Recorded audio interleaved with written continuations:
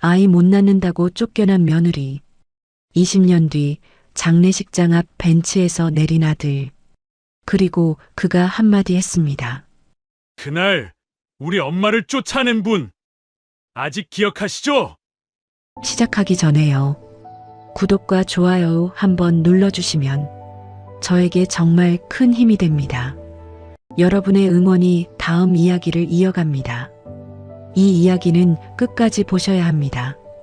1990년대 말 전라도의 작은 읍내에는 오래된 기와집들이 줄지어 서 있었습니다.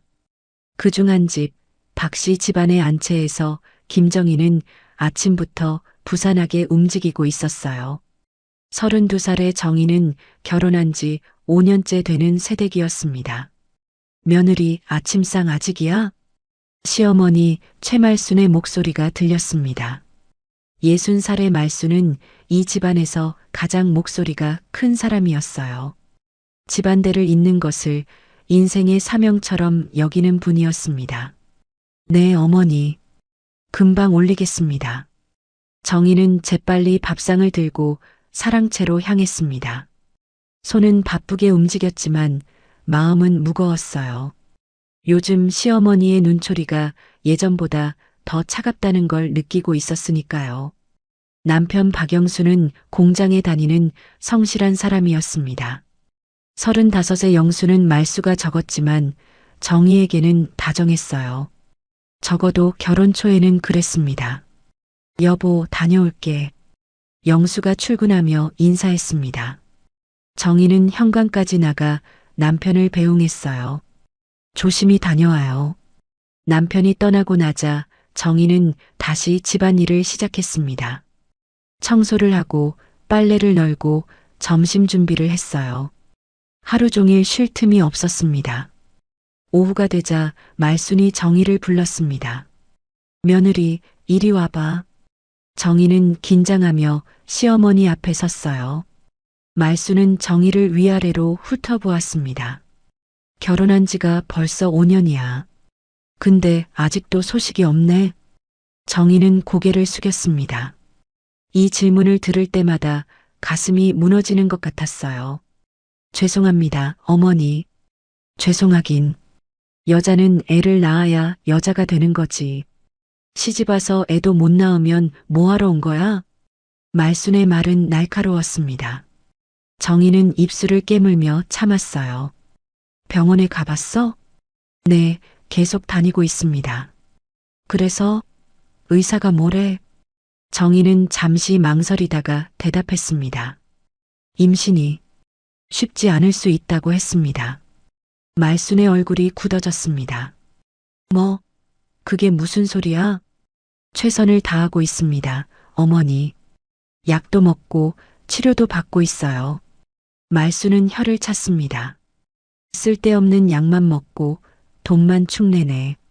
그래가지고 우리 집안대를 어떻게 이어? 정희는 아무 말도 할 수 없었습니다.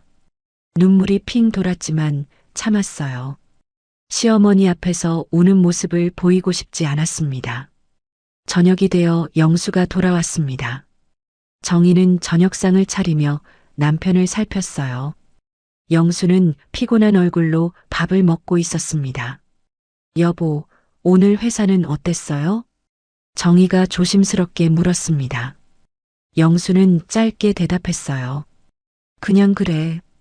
예전 같았으면 회사 이야기도 하고 재미있는 일도 말해줬는데 요즘은 달랐습니다. 점점 말이 없어지고 있었어요. 밤이 되어 정희는 혼자 안방에 앉아 있었습니다.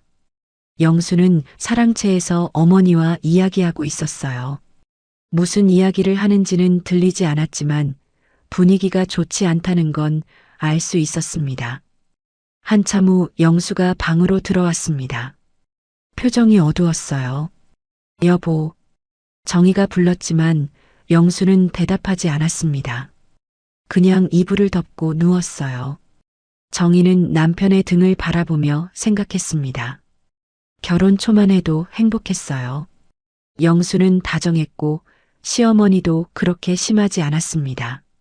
하지만 시간이 지나면서 모든 게 변했어요. 아이가 생기지 않자 분위기가 달라졌습니다. 시어머니의 잔소리가 늘었고 남편은 점점 말이 없어졌어요. 정희는 매일 병원에 다녔고 온갖 약을 먹었습니다. 하지만 소용없었어요. 의사는 말했습니다. 임신이 쉽지 않을 수 있습니다. 체질적인 문제일 수도 있고요. 그 말을 들은 날 정희는 병원 화장실에서 한참을 울었어요. 자신이 무능하다는 생각이 들었습니다.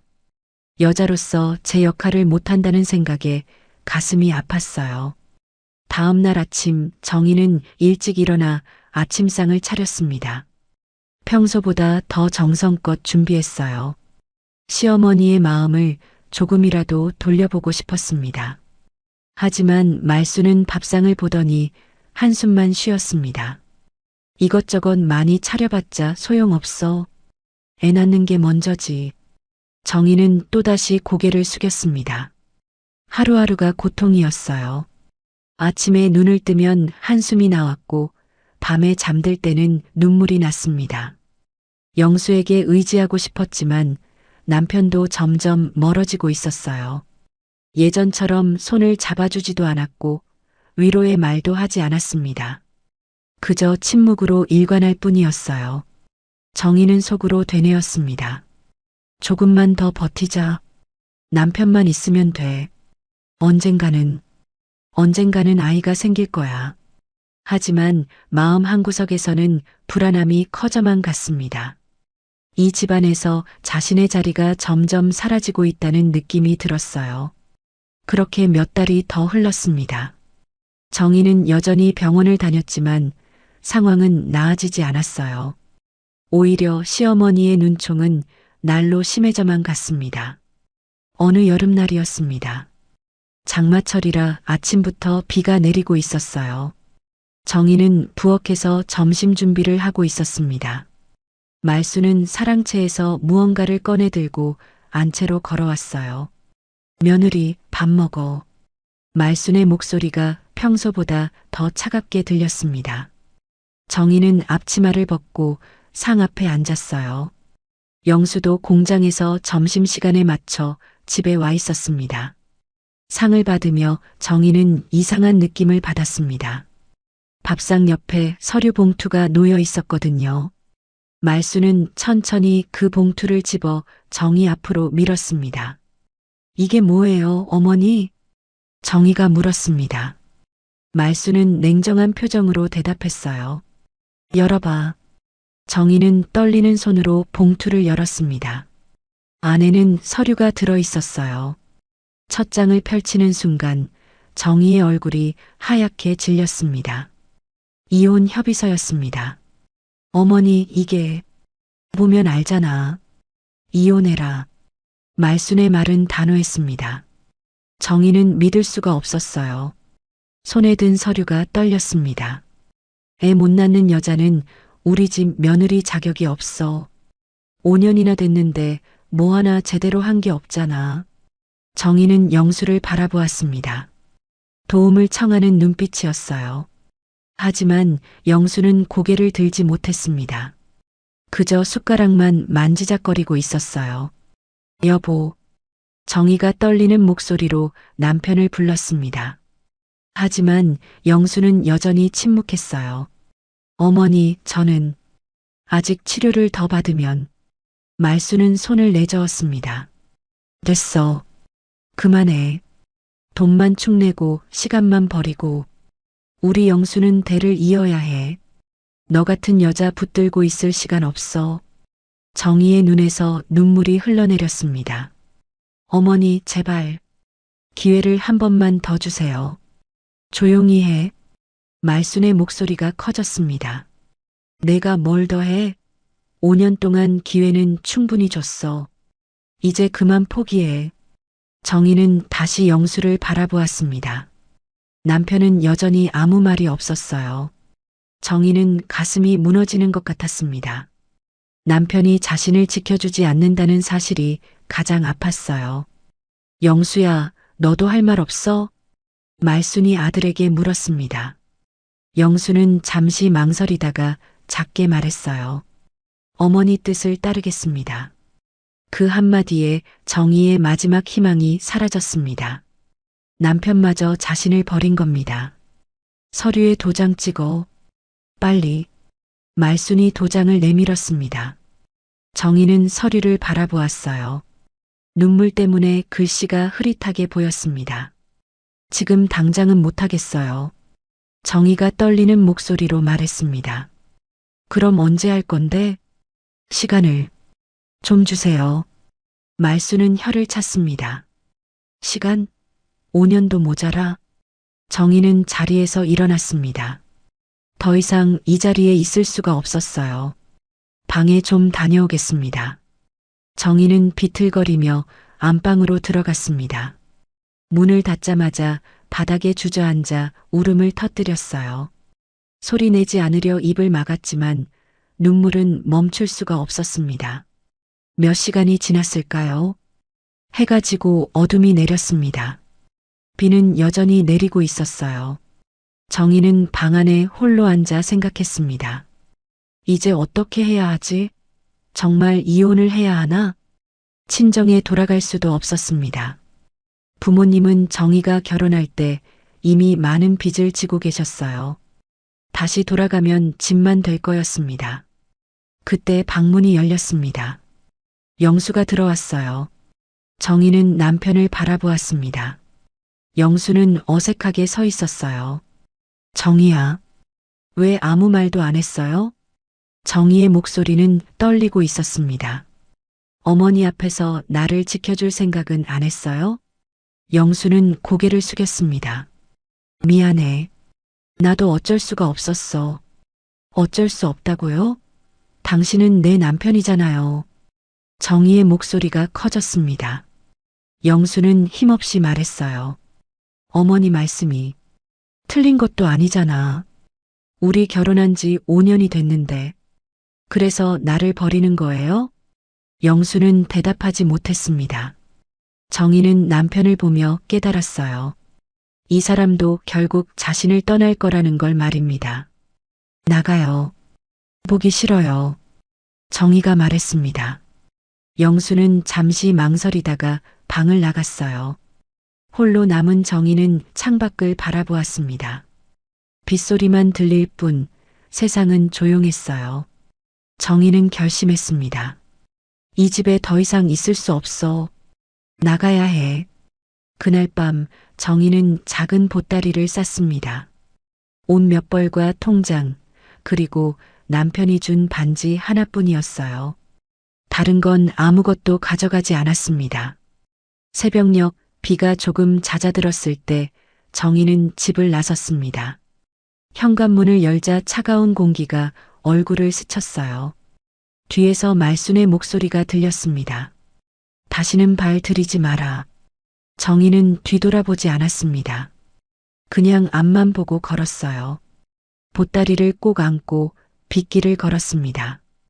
읍내 버스 정류장까지 걸어가는 동안 정희는 눈물을 흘렸습니다.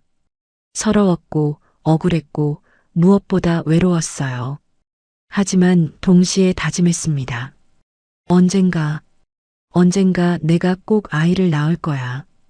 그리고 그 아이는 내가 지킬 거야. 절대로 빼앗기지 않을 거야. 버스가 왔습니다. 정희는 보따리를 들고 버스에 올랐어요. 창밖으로 점점 멀어지는 읍내를 바라보았습니다. 5년 동안 살았던 곳이 아득하게 사라져갔어요. 정희는 속으로 말했습니다. 잘 있어요. 다신 안 올 거예요. 버스는 서울로 향했습니다. 정희는 창밖을 바라보며 생각했어요. 어디로 가야 할지, 무엇을 해야 할지 막막했습니다. 하지만 한 가지는 확실했어요. 다시는 그 집으로 돌아가지 않을 거라는 것 말입니다. 서울에 도착한 정희는 역 근처를 배회했습니다. 가진 돈은 얼마 되지 않았어요. 친정에 갈 수도 없었고 아는 사람도 없었습니다. 결국 정희는 쪽방촌을 찾아갔어요. 한 달에 10만 원입니다. 쪽방 주인이 말했습니다. 방은 좁았어요. 누우면 벽에 발이 닿을 정도였습니다. 하지만 선택의 여지가 없었어요. 여기로 할게요. 정희는 보증금도 없이 월세만 내고 방을 얻었습니다.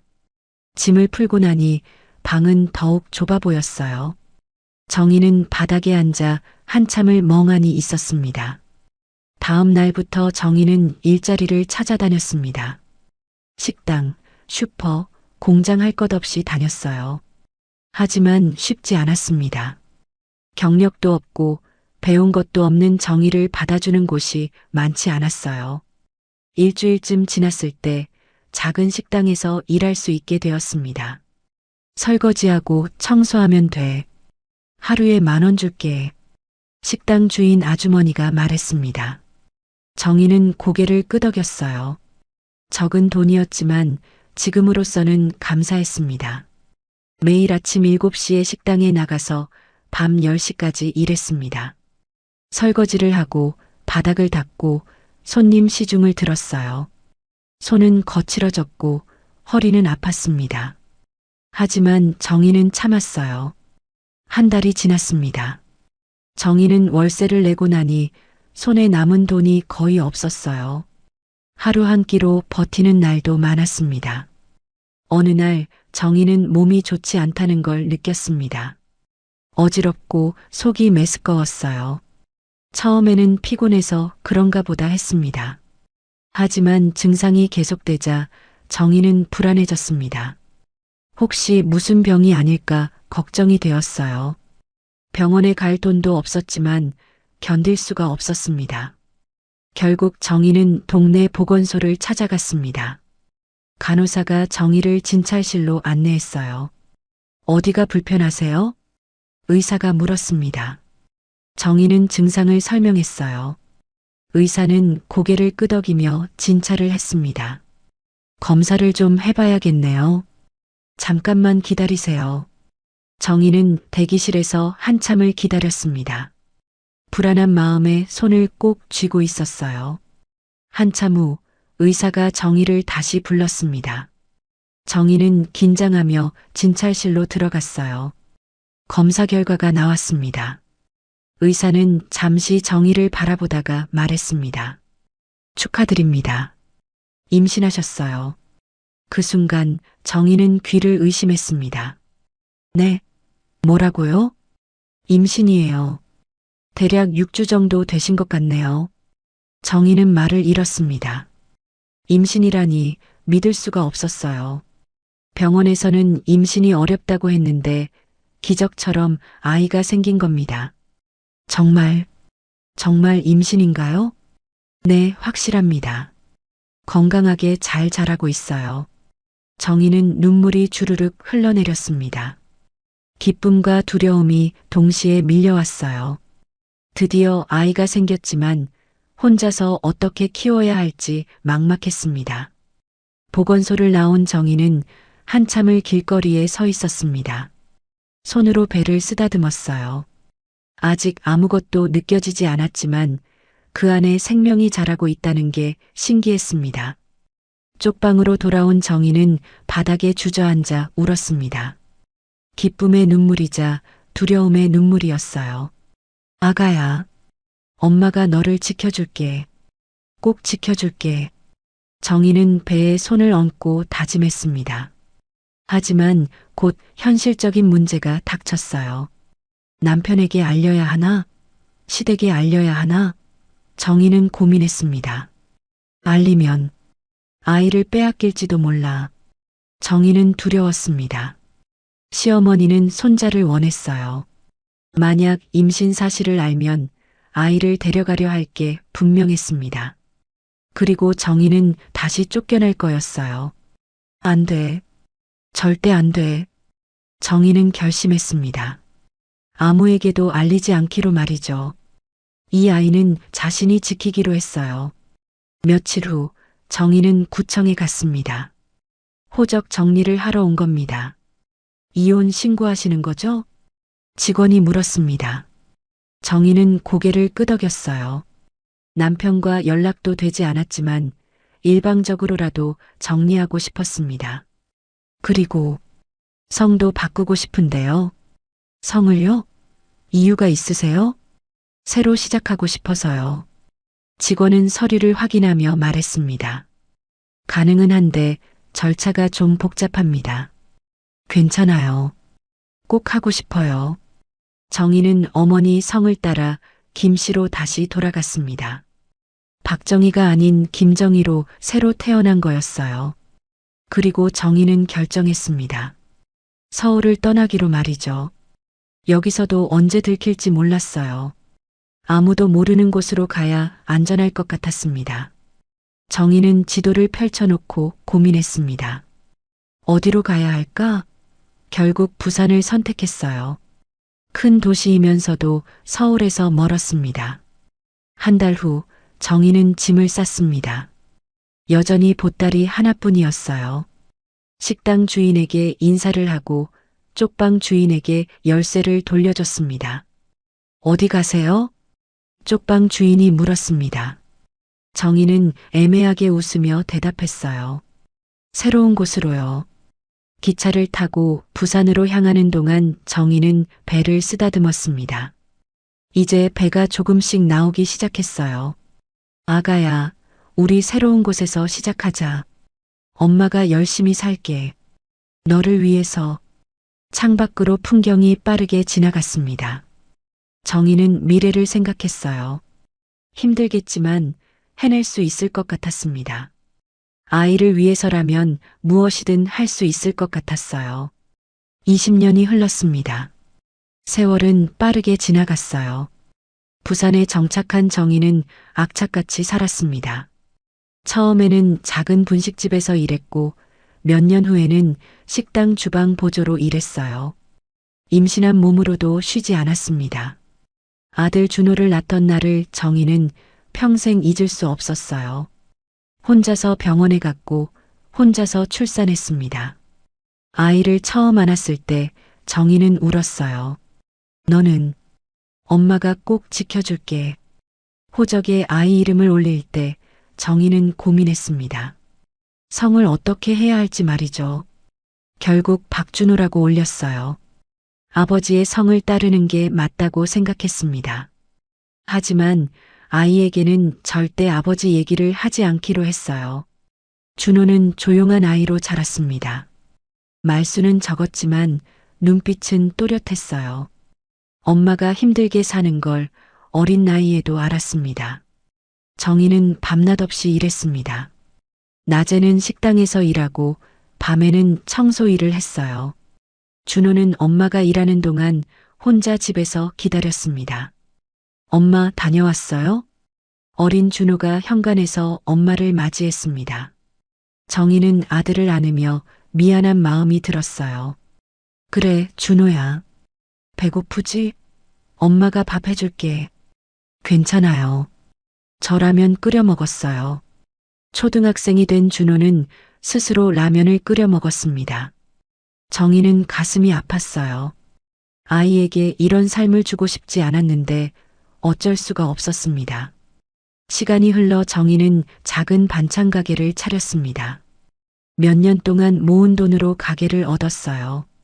새벽같이 일어나 반찬을 만들고 시장에 내다 팔았습니다. 힘들었지만 자신의 가게가 있다는 게 자랑스러웠어요. 준호는 공부를 잘했습니다. 엄마가 힘들게 버는 돈으로 학원도 못 다녔지만 혼자 공부해서 좋은 성적을 냈어요. 선생님들은 준호를 칭찬했습니다. 어머니, 준호 학생 정말 우수합니다. 대학도 충분히 갈 수 있어요. 정희는 그 말을 듣고 울었습니다. 기쁨의 눈물이었어요. 중학생이 된 준호는 더욱 조용해졌습니다. 친구들과 어울리기보다는 도서관에서 책을 읽었어요. 엄마를 도와가게 일도 했습니다. 준호야, 너는 공부만 해. 엄마가 할게. 괜찮아요, 엄마. 저도 도울 수 있어요. 준호는 새벽 배달을 도왔습니다. 학교 가기 전에 반찬을 배달하고 방과 후에는 설거지를 했어요. 정희는 아들이 기특하면서도 미안했습니다. 고등학생이 되자 준호는 더욱 성숙해졌습니다. 키도 크고 목소리도 굵어졌어요.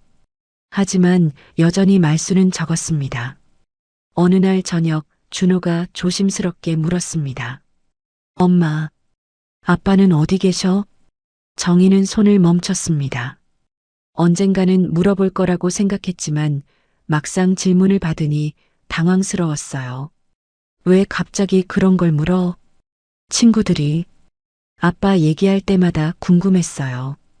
정희는 한참을 침묵했습니다. 준호는 엄마를 바라보며 기다렸어요. 아빠는 하늘에 계셔. 정희는 거짓말을 했습니다. 차라리 그게 나을 것 같았어요. 언제 돌아가셨어요? 내가 태어나기 전에.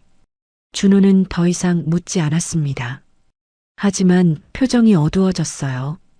정희는 아들을 안고 싶었지만 손을 뻗지 못했습니다. 그날 밤 정희는 잠을 이루지 못했습니다. 준호에게 거짓말을 한 게 마음에 걸렸어요. 하지만 진실을 말할 수는 없었습니다. 아버지가 살아있지만 자신들을 버렸다는 걸 차마 말할 수 없었어요. 준호는 대학에 합격했습니다. 서울의 좋은 대학이었어요.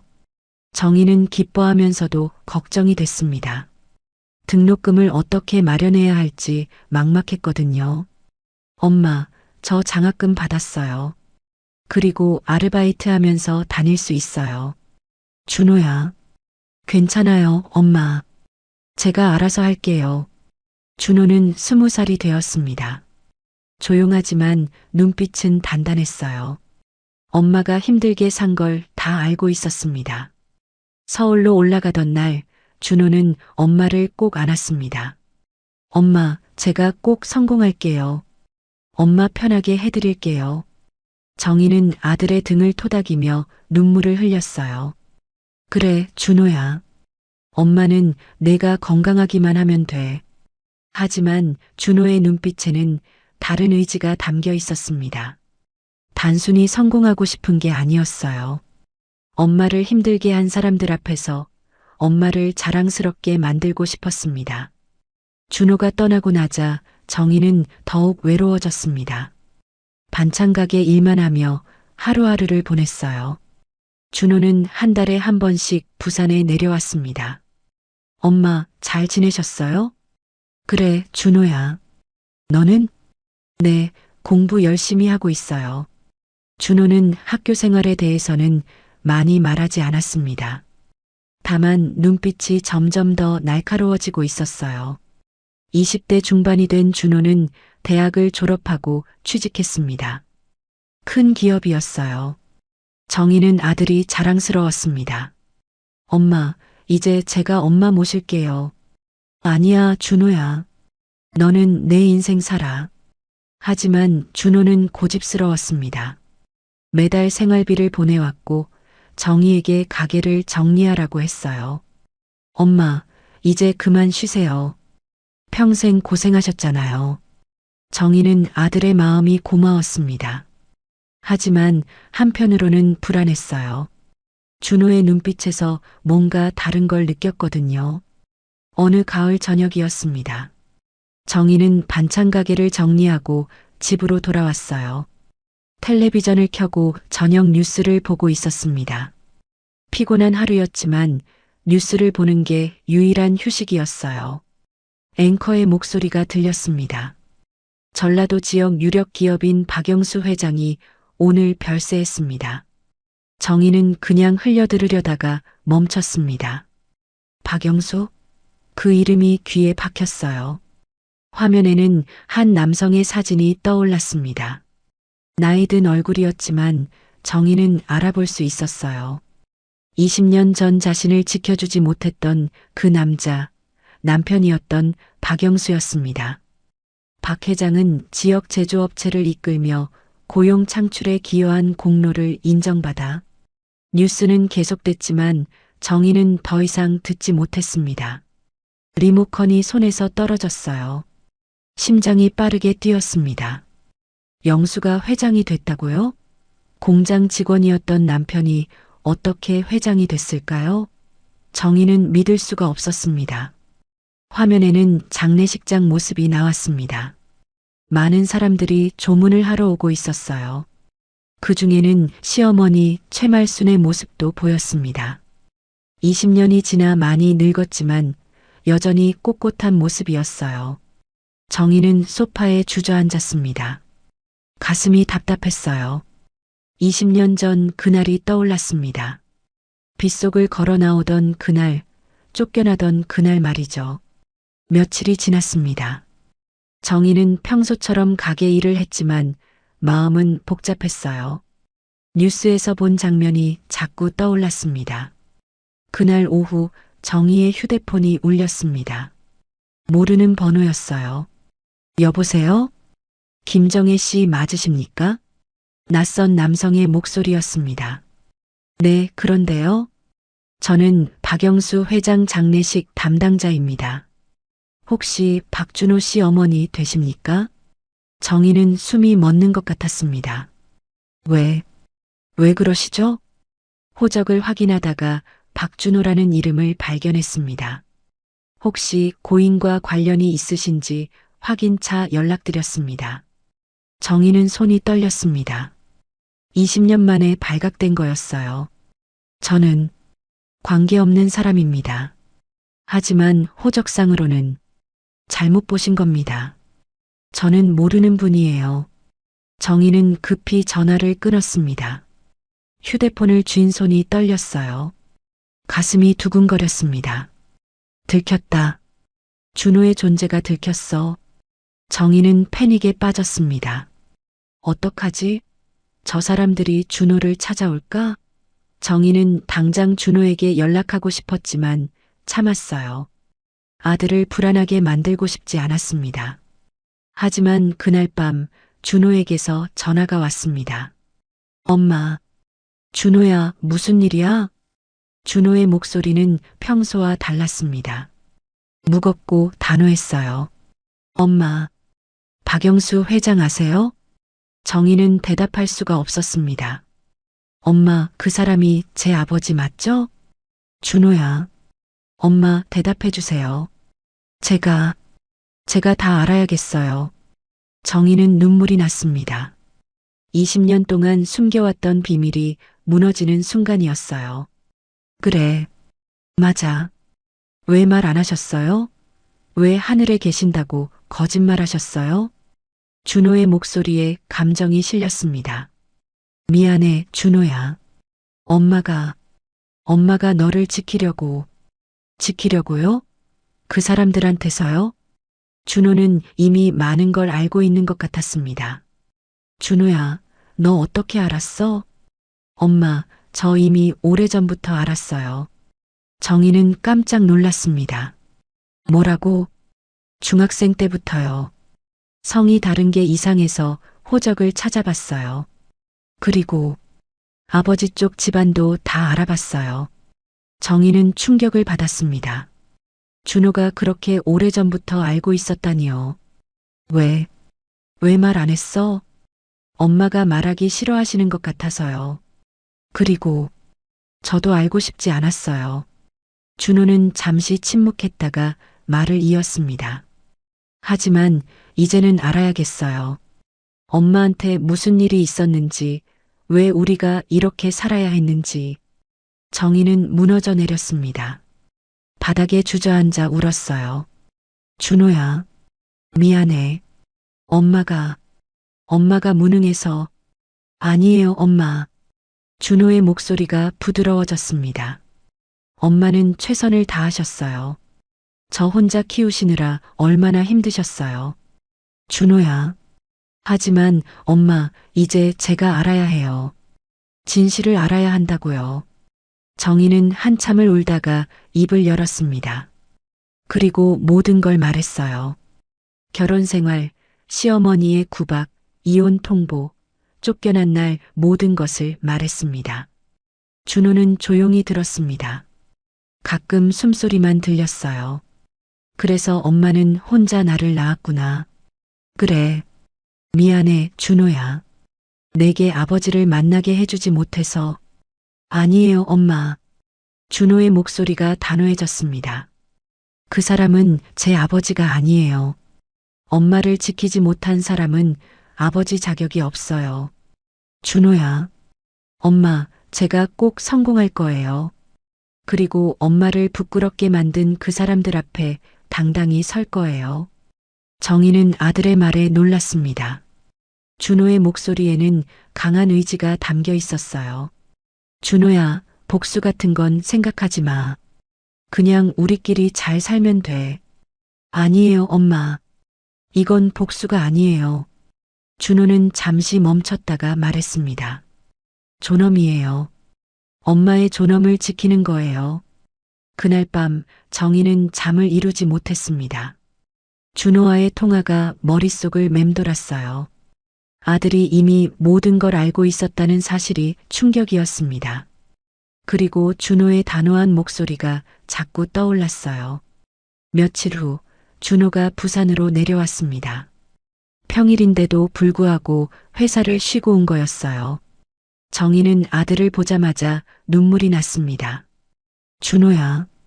준호는 엄마를 꼭 안았습니다. 엄마, 괜찮아요.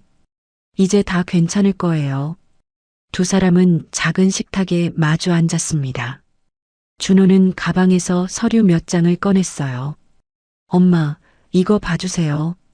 정희는 서류를 받아들었습니다. 호적 등본과 여러 서류들이었어요. 이게 뭐니? 제가 조사한 거예요.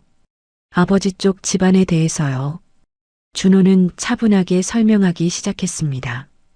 박영수 씨는 엄마랑 헤어진 후 재혼했어요. 그리고 회사를 물려받아서 키웠고요. 정희는 서류를 보며 놀랐습니다. 영수가 그렇게 성공했다는 게 믿기지 않았어요. 할머니 최말순 씨는 아직 살아 계세요. 80살이고요. 그래. 정희는 시어머니를 떠올렸습니다. 20년이 지났지만 여전히 두려운 존재였어요. 엄마, 제가 말씀드리고 싶은 게 있어요. 준호는 정희를 똑바로 바라보았습니다. 저 사실 중학생 때 이미 다 알았다고 했잖아요. 응. 그때부터요. 저는 결심했어요. 꼭 성공해서 엄마를 당당하게 만들어드리겠다고. 정희는 가슴이 뭉클했습니다. 준호야. 그래서 열심히 공부했어요. 좋은 대학 가고 좋은 회사 들어가고 다 엄마 때문이었어요. 준호는 엄마의 손을 잡았습니다. 엄마가 상처받은 만큼 저는 강해지고 싶었어요. 정희는 눈물을 흘렸습니다. 아들이 그런 마음을 품고 자랐다는 게 안쓰러웠어요. 준호야, 미안해. 엄마 때문에 내가. 아니에요, 엄마. 엄마 잘못이 아니에요. 준호는 고개를 저었습니다. 잘못한 건 그 사람들이에요. 엄마를 쫓아낸 사람들, 엄마를 지키지 못한 사람들. 준호의 눈빛이 단단해졌습니다. 엄마, 제가 이제 보여드릴게요. 엄마가 얼마나 강한 사람인지 그 사람들 앞에서 증명해드릴게요. 준호야, 넌 이미 충분히 잘하고 있어. 그냥 내 인생 살면 돼. 하지만 준호는 고집스러웠습니다. 아니에요, 엄마. 이건 제 인생이에요. 제가 선택한 거예요. 며칠 후 준호는 서울로 돌아갔습니다. 하지만 정희는 불안했어요. 아들이 무슨 일을 벌일까봐 걱정이 됐습니다. 한 달쯤 지났을 때 준호에게서 전화가 왔습니다. 엄마, 저 회사 그만뒀어요. 뭐? 왜? 정희는 깜짝 놀랐습니다. 좋은 회사였는데 왜 그만뒀을까요? 제 사업을 시작하려고요. 사업? 준호야, 그게 무슨... 엄마, 걱정하지 마세요. 제가 준비한 거예요. 투자자도 구했고 사업 계획도 다 세웠어요. 준호는 자신감 있게 말했습니다. 몇 년만 기다려주세요. 제가 꼭 성공할 거예요. 정희는 불안했지만 아들을 믿기로 했습니다. 2년이 지났습니다. 준호는 정말 사업을 시작했어요. 처음에는 힘들었습니다. 실패도 많았고 어려움도 많았어요. 하지만 준호는 포기하지 않았습니다. 정희는 부산에서 준호를 응원했습니다. 가끔 서울로 올라가 아들을 보면 준호는 지쳐 보였어요. 하지만 눈빛만은 여전히 강했습니다. 준호야, 너무 무리하지 마. 괜찮아요, 엄마. 조금만 더 하면 돼요. 3년째 되던 해 준호의 사업이 자리를 잡기 시작했습니다. 작은 성공이었지만 희망이 보였어요. 5년째 되던 해 준호는 큰 계약을 따냈습니다. 회사가 급성장하기 시작했어요. 정희는 뉴스에서 아들의 회사 이야기를 들었습니다. 신생 기업 준호테크, 파격적인 기술력으로 업계 주목. 정희는 텔레비전을 보며 울었습니다. 자랑스러웠어요. 7년째 되던 해 준호는 업계에서 인정받는 사업가가 되었습니다. 이제 30 중반의 준호는 성공한 기업인이었어요. 어느 날 준호가 정희를 서울로 불렀습니다. 엄마, 서울로 올라오세요. 제가 집 마련했어요. 준호야, 엄마는 부산이 편해. 아니에요, 엄마. 이제 엄마 모실 거예요. 평생 고생하셨잖아요. 정희는 결국 서울로 올라갔습니다.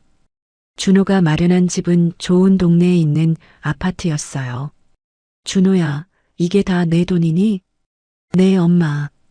이제 편히 사세요. 정희는 아들이 대견했습니다. 혼자 키운 아이가 이렇게 훌륭하게 자랐다는 게 믿기지 않았어요. 어느 저녁 준호가 조용히 말했습니다. 엄마, 제가 내일 전라도에 갈 일이 있어요. 전라도? 무슨 일로? 사업상 미팅이에요. 준호는 잠시 머뭇거리다가 말했습니다. 그리고 박영수 회장 장례식에 가려고요. 정희는 깜짝 놀랐습니다. 준호야, 왜? 엄마, 제가 가야 해요. 이제 때가 됐어요. 준호의 눈빛은 단호했습니다. 엄마를 쫓아낸 사람들 앞에서 제가 엄마의 아들이라는 걸 보여줄 거예요. 정희는 두려웠습니다. 준호야, 괜히 가지 마. 그 사람들 만나면. 엄마, 괜찮아요. 준호는 엄마를 안았습니다. 이제 저는 준비됐어요.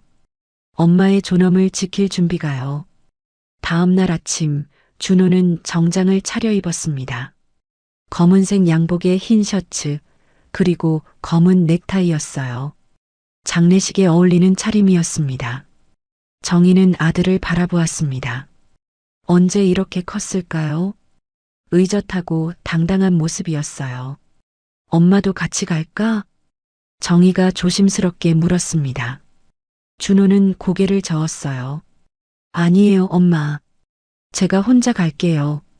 준호야, 혹시 무슨 일 생기면 걱정하지 마세요, 엄마. 저 이제 어른이에요. 준호는 엄마의 어깨를 꼭 잡았습니다. 엄마는 여기서 기다려주세요. 제가 다녀올게요. 준호는 집을 나섰습니다. 지하 주차장에는 검은색 벤츠가 서 있었어요. 준호가 최근에 산 차였습니다. 차를 몰고 전라도로 향하는 동안 준호는 많은 생각을 했습니다. 20년 전 엄마가 쫓겨났던 그곳, 자신의 뿌리가 있는 곳이었어요. 몇 시간 후 장례식장에 도착했습니다. 큰 건물이었어요. 많은 사람들이 드나들고 있었습니다. 준호는 차에서 내려 천천히 입구로 걸어갔어요. 입구에는 박영수 회장의 사진이 걸려 있었습니다. 준호는 그 사진을 보며 멈춰 섰어요. 생전 한 번도 본 적 없는 얼굴, 하지만 자신의 아버지인 사람이었습니다. 준호는 깊은 숨을 들이쉬고 안으로 들어갔습니다. 조문객들이 줄을 서 있었어요. 준호도 그 줄에 섰습니다. 상주석에는 여러 사람들이 앉아 있었습니다. 그중 한 노인이 눈에 띄었어요. 80세쯤 되어 보이는 여성, 최말순이었습니다. 말순은 조문객들에게 고개를 숙이며 인사하고 있었어요. 나이가 들었지만 여전히 위험 있는 모습이었습니다. 준호의 차례가 되었습니다. 준호는 천천히 상주석 앞으로 걸어갔어요. 절을 하고 일어서려는데 말순이 준호를 유심히 보았습니다. 잠깐만요. 말순이 준호를 불렀습니다. 준호는 멈춰 섰어요. 실례지만 어느 분이신지 말순의 목소리는 떨리고 있었습니다. 뭔가 이상함을 느낀 것 같았어요. 준호는 말순을 똑바로 바라보았습니다. 처음 뵙겠습니다. 성함이 박준호입니다. 그 순간 주변이 조용해졌습니다. 말순의 얼굴이 하얗게 질렸어요. 박준호? 그게 어떻게? 말순의 손이 떨렸습니다. 옆에 있던 친척들도 수군거리기 시작했어요. 준호는 차분하게 말했습니다. 20년 전 아이를 못 낳는다고 쫓아내신 며느리 기억하십니까? 말순은 입을 다물지 못했습니다. 장례식장이 술렁이기 시작했어요. 저는 그분의 아들입니다. 준호의 목소리는 단호했습니다. 어머니께서 쫓아내신 그 며느리는 제 엄마입니다. 사람들의 시선이 일제히 준호에게 쏠렸습니다. 말순은 자리에서 일어섰어요. 그럴 리가. 정희는 아이를 못 낳는다고. 아닙니다. 준호는 고개를 저었습니다. 제 엄마는 임신을 하셨어요. 이 집에서 쫓겨난 직후에요. 말순은 비틀거렸습니다. 옆에 있던 사람이 급히 부축했어요. 그럼 네, 저는 박영수 씨의 친아들입니다. 준호는 가방에서 서류를 꺼냈습니다. 여기 호적 등본이 있습니다. 확인하시겠습니까? 말순은 서류를 받아들었습니다. 떨리는 손으로 펼쳐보니 정말로 박준호의 이름이 있었어요. 아버지 란에는 박영수라고 적혀 있었습니다. 이게 어떻게? 말순은 주저앉았습니다. 충격이 너무 컸어요. 준호는 계속 말했습니다. 제 엄마는 20년 동안 혼자 저를 키우셨습니다. 부산 쪽방에서 시작해서 식당 일을 하고 반찬 가게를 운영하며 저를 대학까지 보내셨어요. 사람들은 숨죽이며 준호의 말을 들었습니다.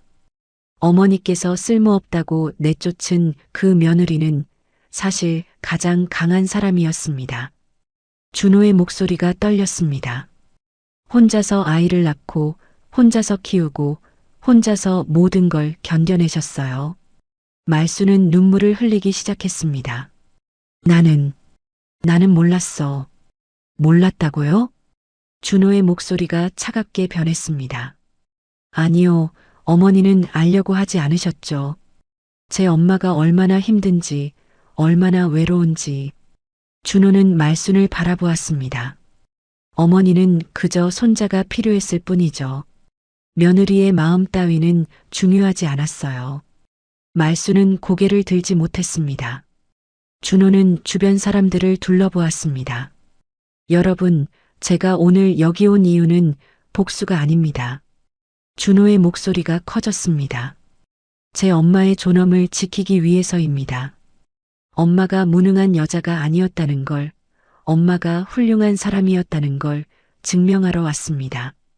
사람들은 조용히 준호를 바라보았어요. 저는 이제 성공한 사업가입니다. 회사도 있고 돈도 있어요. 하지만 이 모든 건 제 엄마 덕분입니다. 준호는 상주석을 향해 절을 했습니다. 고인의 명복을 빕니다. 하지만 저는 이 집안의 일원으로 온 게 아닙니다. 단지 제 엄마를 대신해서 왔을 뿐입니다. 준호는 몸을 돌려나가려고 했습니다. 그때 말순이 준호의 팔을 붙잡았어요. 기다려. 제발. 말순의 목소리는 떨리고 있었습니다. 나를 용서해 줄 수 없겠니? 준호는 말순을 바라보았습니다. 용서는 제가 할 수 있는 게 아닙니다. 그건 제 엄마만이 할 수 있어요. 준호는 말순의 손을 조심스럽게 떼어냈습니다. 그리고 장례식장을 나섰어요. 뒤에서 말순의 울음소리가 들렸지만 준호는 뒤돌아보지 않았습니다. 차에 오른 준호는 한참을 그대로 앉아 있었습니다.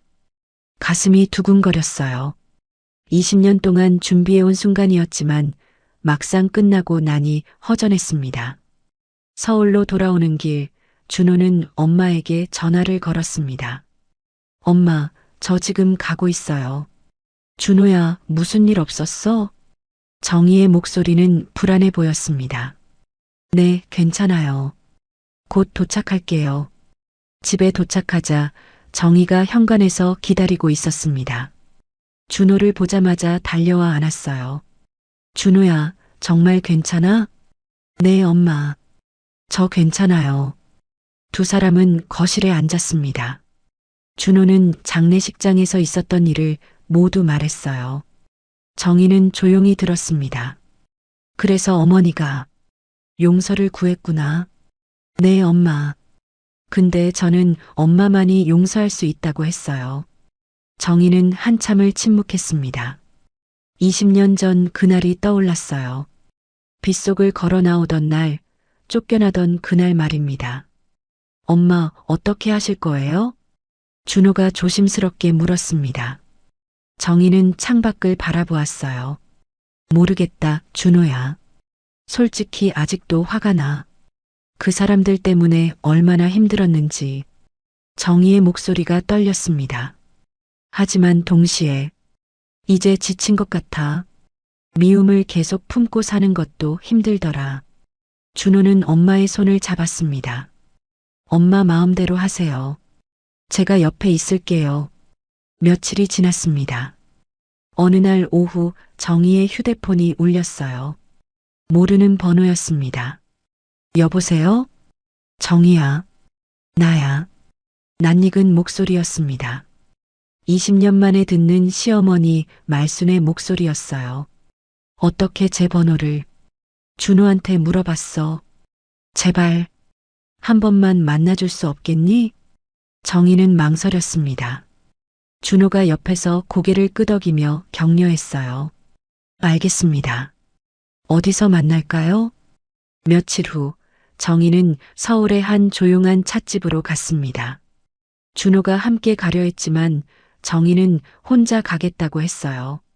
찻집에 들어서니 구석자리에 말순이 앉아 있었습니다. 80세가 된 말순은 많이 늙어 보였어요. 허리도 굽었고 손도 떨리고 있었습니다. 정희가 다가가자 말순은 자리에서 일어났습니다. 정희야. 앉으세요, 어머니. 두 사람은 마주 앉았습니다. 한참 동안 침묵이 흘렀어요. 말순이 먼저 입을 열었습니다. 정희야, 나는 정말 미안하다. 말순의 눈에서 눈물이 흘러내렸습니다. 내가 너한테 얼마나 큰 잘못을 했는지 이제야 알았어. 정희는 아무 말 없이 말순을 바라보았습니다. 너를 쫓아낸 것도 모자라서 내가 아이를 임신한 줄도 몰랐어. 아니, 알려고 하지도 않았지. 말순은 고개를 떨구었습니다. 내가 너무 대를 잇는 것만 생각했어. 며느리의 마음은 생각하지 않았지. 정희는 찻잔을 들어 차를 마셨습니다. 손이 떨렸어요. 정희야, 용서해 줄 수 없겠니? 말순이 정희의 손을 잡으려 했습니다. 하지만 정희는 손을 거뒀어요. 어머니. 정희의 목소리는 차분했습니다. 저는 어머니를 용서하러 온 게 아니에요. 말순은 얼굴을 들었습니다. 저는 그냥 이제 더 이상 어머니 때문에 아파하고 싶지 않아요. 정희는 말순을 똑바로 바라보았습니다. 20년 동안 저는 매일 울었어요. 억울하고 분하고 서러웠어요. 정희야. 하지만 이제는 안 울고 싶어요. 더 이상 과거에 묶여 있고 싶지 않아요. 정희는 잠시 멈췄다가 말을 이었습니다. 저는 어머니를 용서할 수 없어요. 솔직히요. 말순은 고개를 숙였습니다. 하지만 미워하지도 않을 거예요. 그냥 잊을 거예요. 정희는 자리에서 일어났습니다. 저는 제 인생을 잘 살았어요. 어머니 없이도요. 준호도 훌륭하게 키웠고요. 말순은 눈물을 흘리며 정희를 바라보았습니다. 그러니까 어머니도 이제 저를 잊고 사세요. 우리는 더 이상 관계가 없는 사람들이니까요. 정희는 돌아서서 찻집을 나섰습니다. 뒤에서 말순의 울음소리가 들렸지만 정희는 멈추지 않았어요. 밖으로 나오니 준호가 차에서 기다리고 있었습니다. 엄마, 어떻게 됐어요? 정희는 아들을 보며 미소 지었습니다. 다 끝났어, 준호야. 이제 정말 다 끝났어. 준호는 엄마를 꼭 안았습니다. 고생하셨어요, 엄마. 아니야. 엄마는 행복했어. 너랑 함께여서. 두 사람은 차에 올랐습니다. 준호가 운전을 하며 물었어요. 엄마, 어디 가고 싶으세요? 정희는 잠시 생각하다가 말했습니다. 집으로 가자. 우리 집. 차는 천천히 출발했습니다. 창밖으로 따뜻한 햇살이 비쳐 들어왔어요. 준호가 말했습니다. 엄마, 이제 제가 엄마 모실 거예요. 평생 고생하셨잖아요. 준호야, 너는 내 인생 살아야지. 엄마가 제 인생이에요. 엄마 없었으면 지금의 저도 없었어요. 정희는 아들의 손을 꼭 잡았습니다. 고마워, 준호야. 정말 고마워. 집에 도착한 두 사람은 함께 저녁을 준비했습니다. 준호가 채소를 썰고 정희가 국을 끓였어요. 오랜만에 평화로운 시간이었습니다. 저녁을 먹으며 준호가 말했습니다. 엄마, 우리 여행 갈까요? 엄마가 가고 싶었던 곳 어디든요. 여행? 준호야, 너 회사 일은? 괜찮아요. 이제 좀 쉬어도 돼요. 엄마랑 시간 보내는 게 더 중요해요. 정희는 환하게 웃었습니다. 그럼 바다 보러 갈까? 엄마 바다 좋아하거든. 좋아요. 다음 주에 부산 갈까요? 우리가 살았던 곳도 가보고. 그래, 좋다. 두 사람은 서로를 바라보며 미소 지었습니다. 20년의 상처는 아물었어요. 이제 앞으로 나아갈 시간이었습니다. 창밖으로 해가 지고 있었습니다. 노을이 아름다웠어요. 정희는 창밖을 바라보며 생각했습니다. 나는 잘 살았어. 힘들었지만 후회는 없어. 준호가 있으니까. 그리고 정희는 처음으로 진심으로 웃었습니다. 세상이 따뜻하다고 느꼈어요. 귀한 시간 내어 이 영상을 함께 해주셔서 진심으로 감사합니다. 여러분의 한 번 시청, 한 줄 댓글이 저에게 큰 힘이 됩니다. 앞으로도 마음을 어루만지는 이야기로 보답드리겠습니다. 항상 건강하시고 따뜻한 하루 보내세요. 7살 아들이 USB를 꺼낸 순간 법정 전체가 숨을 멈췄습니다. 아빠도 몰랐던 비밀 아이의 한마디에 재판이 뒤집혔습니다. 판사님, 이거 보면 안 돼요? 7살 아이의 폭탄 선언에 모두가 얼어붙었습니다. 엄마가 이혼하자던 진짜 이유 아이 영상 한 장에 그대로 무너졌습니다. 법정에 울린 7살의 목소리. 아빠가 밤마다 울었어요. 가족을 깨트린 건 어른이 아니었습니다. 단 한 명 7살 아이였습니다. 재판이 시작되자마자 아들이 꺼낸 USB 하나가 모든 진실을 드러냈습니다. 엄마가 모르는 거 보여드릴까요? 그 말 한마디에 법정이 뒤집혔습니다. 아빠의 눈물을 본 사람은 단 한 명, 7살 아이뿐이었습니다. 누구도 예상 못했던 반전. 아이의 증언이 가족을 살렸습니다. 시작하기 전에요. 구독과 좋아요 한번 눌러주시면 저에게 정말 큰 힘이 됩니다. 여러분의 응원이 다음 이야기를 이어갑니다. 오늘 사연 시작하겠습니다. 서울 외곽의 오래된 아파트 단지, 10년도 더 된 낡은 건물들이 즐비한 곳에 정우석의 가족이 살고 있었습니다. 우석은 41살의 중견기업 과장이었어요. 성실하고 온순한 성격 덕분에 회사에서는 믿을 만한 직원으로 통했지만 집에서는 말수가 적은 남편이었습니다. 아내 김소연은 39살로 동네 학원에서 상담 매니저로 일하고 있었어요. 현실적이고 단단한 성격의 소유자였죠. 결혼 전에는 활달하고 밝은 사람이었지만 결혼 10년 차가 되면서 표정이 많이 굳어졌습니다.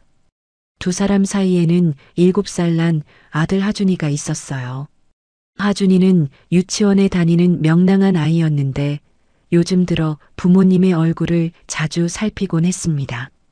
어느 평일 저녁 우석은 또 야근을 하고 집에 늦게 들어왔습니다.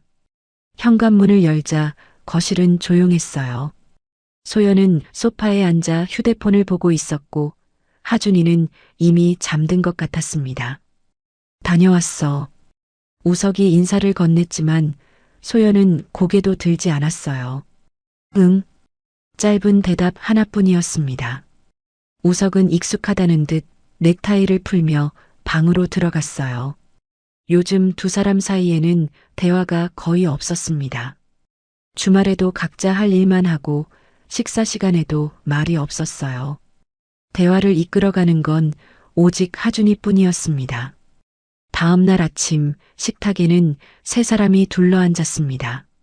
하준이는 우유를 마시며 아빠를 바라보았어요. 아빠, 오늘도 늦게 와. 우석은 피곤한 얼굴로 미소를 지어 보였습니다. 그래, 하준아. 아빠 금방 올게. 오늘 일찍 끝나면 장난감 사줄까? 하준이는 눈을 반짝이며 고개를 끄덕였습니다. 응, 로봇 사줘. 소연은 그 대화를 듣고도 아무 반응이 없었어요. 그저 커피를 마시며 창밖을 바라보고 있었습니다. 우석은 아내를 슬쩍 쳐다보았지만 소연의 눈빛은 여전히 차가웠습니다. 출근 준비를 하며 우석은 거울을 보았어요. 거울 속 자신의 얼굴은 피곤해 보였습니다. 눈 밑에는 다크서클이 짙었고 머리카락 사이로 흰머리도 보였어요. 언제부터 이렇게 된 걸까? 우석은 혼잣말을 했습니다. 결혼 초만 해도 소연과 자주 웃었던 기억이 났어요. 데이트도 하고 주말이면 함께 영화도 보러 갔었죠. 하준이가 태어났을 때는 둘 다 행복해했습니다. 하지만 언제부터인가 둘 사이에 벽이 생겼어요. 우석은 승진을 위해 야근이 잦아졌고 소연은 육아와 직장일로 지쳐갔습니다. 대화는 점점 줄어들었고 서로에게 관심도 식어갔죠. 회사에서 우석은 늘 열심히 일했습니다. 과장이라는 직책답게 팀원들을 챙기고 상사의 지시를 성실히 따랐어요. 하지만 집에 돌아오면 너무 지쳐서 말 한마디 하기도 힘들었습니다. 소연도 마찬가지였어요. 학원에서는 학부모들과 상담하고 학생들을 관리하느라 정신이 없었습니다. 퇴근 후에는 하준이를 챙기고 집안일을 하느라 시간이 다 갔어요. 남편과 대화할 여유 같은 건 없었습니다. 두 사람은 같은 공간에 살면서도 점점 멀어져 갔습니다. 손을 잡는 일도 눈을 맞추는 일도 사라졌어요. 생일이나 기념일도 잊어버리기 일쑤였습니다. 하준이는 그런 부모님을 보며 자랐습니다. 어린 나이에도 뭔가 이상하다는 걸 느꼈어요. 엄마 아빠가 왜 웃지 않는지, 왜 대화를 안 하는지 궁금했지만 물어볼 수 없었습니다. 주말에도 분위기는 마찬가지였어요. 우석은 밀린 업무를 처리하느라 노트북 앞에 앉아 있었고 소연은 집안일을 하거나 휴대폰을 보며 시간을 보냈습니다. 하준이는 혼자 장난감을 가지고 놀았어요. 엄마, 같이 놀아줘. 하준이가 소연에게 다가갔습니다. 엄마 바빠. 나중에 놀아줄게. 소연은 쌀쌀맞게 대답했어요. 하준이는 아빠에게로 갔습니다. 아빠, 로봇 조립해줘. 우석은 화면에서 눈을 떼지 않은 채 말했습니다.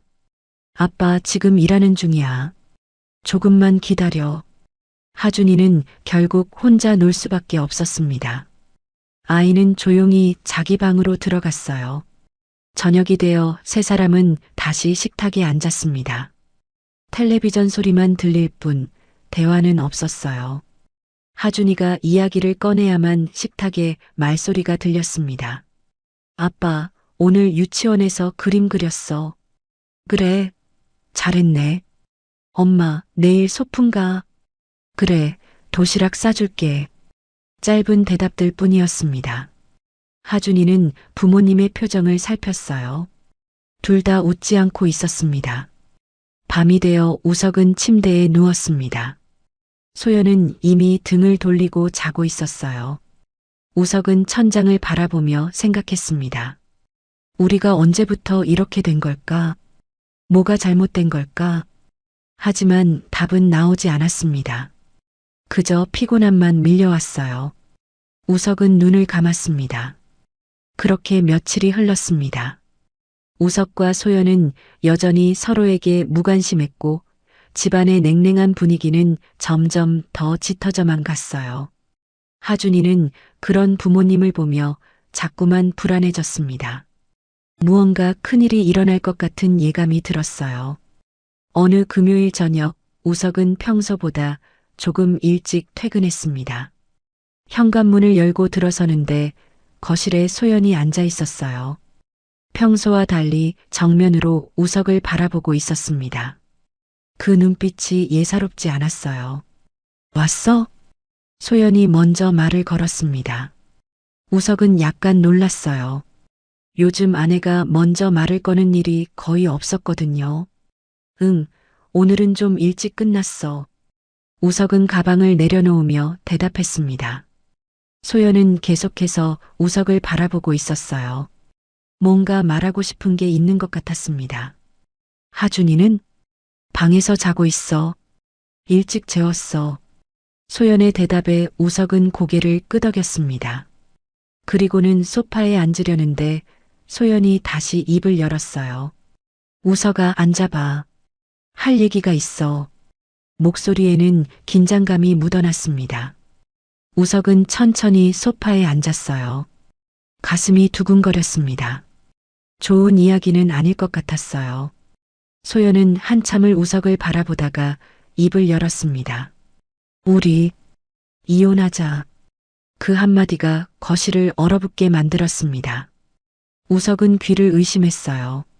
방금 아내가 뭐라고 했는지 제대로 들은 게 맞나 싶었습니다. 뭐라고? 우석은 떨리는 목소리로 물었습니다. 소연은 감정 없는 얼굴로 다시 말했어요. 이혼하자고. 우리 이제 끝이야. 우석은 머릿속이 하얘졌습니다. 갑자기 이혼이라니 너무 갑작스러웠어요. 물론 요즘 사이가 좋지 않았지만 그렇다고 이혼까지 생각해 본 적은 없었습니다. 갑자기 왜? 무슨 일 있어? 우석은 당황한 목소리로 물었습니다. 하지만 소연은 차갑게 말했어요. 갑자기가 아니야. 나는 오래전부터 생각해왔어. 우리 더 이상 의미 없잖아. 소연은 탁자 위에 놓인 서류 봉투를 집어 우석에게 내밀었습니다. 우석은 떨리는 손으로 그것을 받았어요.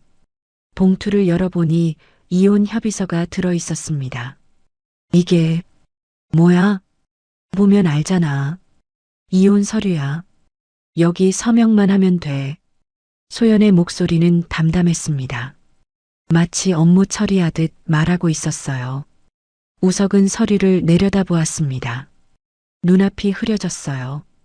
소연아, 우리 이야기 좀 하자. 왜 갑자기 이러는 거야? 우석은 애원하듯 말했습니다. 하지만 소연은 고개를 저었어요. 갑자기가 아니라니까. 나는 더 이상 못 견디겠어. 당신이랑 사는 게. 내가 뭘 잘못했는데? 말을 해줘야 고치지. 우석의 목소리가 점점 커졌습니다. 하지만 소연은 냉정했어요. 당신은 이 집에 없는 사람이야. 몸만 있지 마음은 없잖아. 나한테도 하준이한테도. 내가 일하느라 바빴던 거지. 우리 가족 먹여 살리려고 그런 거잖아. 우석은 억울했습니다. 자신은 가족을 위해 열심히 일했는데 왜 이런 말을 듣는지 이해할 수 없었어요. 소연은 한숨을 쉬었습니다. 그래, 당신은 일만 했지. 나는 직장도 다니면서 하준이도 키우고 집안일도 다 했어. 당신은 그냥 돈만 벌어왔잖아. 그럼 내가 어떻게 하길 원했는데? 대화라도 하지. 나한테 관심이라도 가지지. 당신은 나한테 언제 마지막으로 어떻게 지내냐고 물어봤어? 소연의 목소리에 감정이 실렸습니다. 그동안 쌓여있던 불만이 터져 나오는 것 같았어요. 우석은 할 말을 잃었습니다. 생각해보니 아내에게 제대로 관심을 가진 적이 언제였는지 기억나지 않았어요. 미안해. 내가 부족했나 봐. 그런데 이혼까지는. 우석이 말을 잇지 못하자 소연은 단호하게 말했습니다. 나는 이미 결정했어. 하준이 양육권은 내가 가져갈 거야. 그 말에 우석은 화들짝 놀랐습니다. 하준이를? 안 돼. 그건 안 돼. 왜 안 돼? 당신은 하준이랑 놀아준 적도 없잖아. 유치원 행사에 한 번이라도 와봤어? 소연의 말이 가슴에 박혔습니다. 사실이었으니까요. 우석은 바쁘다는 핑계로 아들과 제대로 시간을 보낸 적이 없었어요. 그건 내가 일 때문에. 항상 일 핑계야. 당신한테는 일이 가장 중요하지. 가족은 그 다음이고. 소연은 일어서며 말했습니다. 서류 잘 읽어보고 서명해줘. 변호사 통해서 진행할 거니까. 소연아, 제발. 우석이 아내의 팔을 잡으려 했지만 소연은 뿌리쳤어요. 나 줘. 나는 이미 결정했어. 당신도 생각해봐. 소연은 방으로 들어가 문을 닫았습니다. 우석은 거실에 혼자 남겨졌어요. 손에는 이혼 협의서가 들려 있었습니다. 우석은 소파에 주저앉았습니다. 눈물이 흘러내렸어요. 이혼이라니, 하준이를 빼앗긴다니 믿을 수가 없었습니다. 밤새도록 우석은 잠을 이루지 못했습니다. 머릿속은 복잡했고 가슴은 답답했어요. 아내의 말들이 계속 맴돌았습니다. 내가 정말 그렇게 나쁜 남편이었나? 나쁜 아버지였나? 우석은 자신에게 물었습니다. 하지만 솔직히 대답할 자신이 없었어요. 돌이켜보니 가족과 함께한 시간보다 회사에서 보낸 시간이 훨씬 많았으니까요. 다음 날 아침 식탁은 더욱 냉랭했습니다. 소연은 우석을 쳐다보지도 않았고 우석도 고개를 들 수 없었어요. 하준이만 두 사람을 번갈아 보며 불안해했습니다. 엄마 아빠 싸웠어? 하준이의 물음에 둘 다 대답하지 못했습니다. 일주일이 지났습니다. 우석은 이혼 서류에 서명을 하지 않았어요. 할 수가 없었습니다. 하지만 소연은 단호했습니다. 결국 소연은 변호사를 선임했고 정식으로 이혼 소송을 제기했습니다. 며칠 후 우석에게 법원 출석 통지서가 날아왔습니다. 손에 든 서류를 보는 우석의 손은 떨렸어요. 이제 정말 법정까지 가게 된 겁니다. 하준이는 어떡하지? 우석은 혼잣말을 했습니다. 아들 생각만 하면 가슴이 미어졌어요. 이혼을 하게 되면 하준이를 빼앗길 수도 있다는 생각에 견딜 수가 없었습니다. 첫 재판 날이 다가왔습니다. 우석은 법원 앞에 서서 깊은 숨을 들이쉬었어요. 처음 들어가는 법정이었습니다.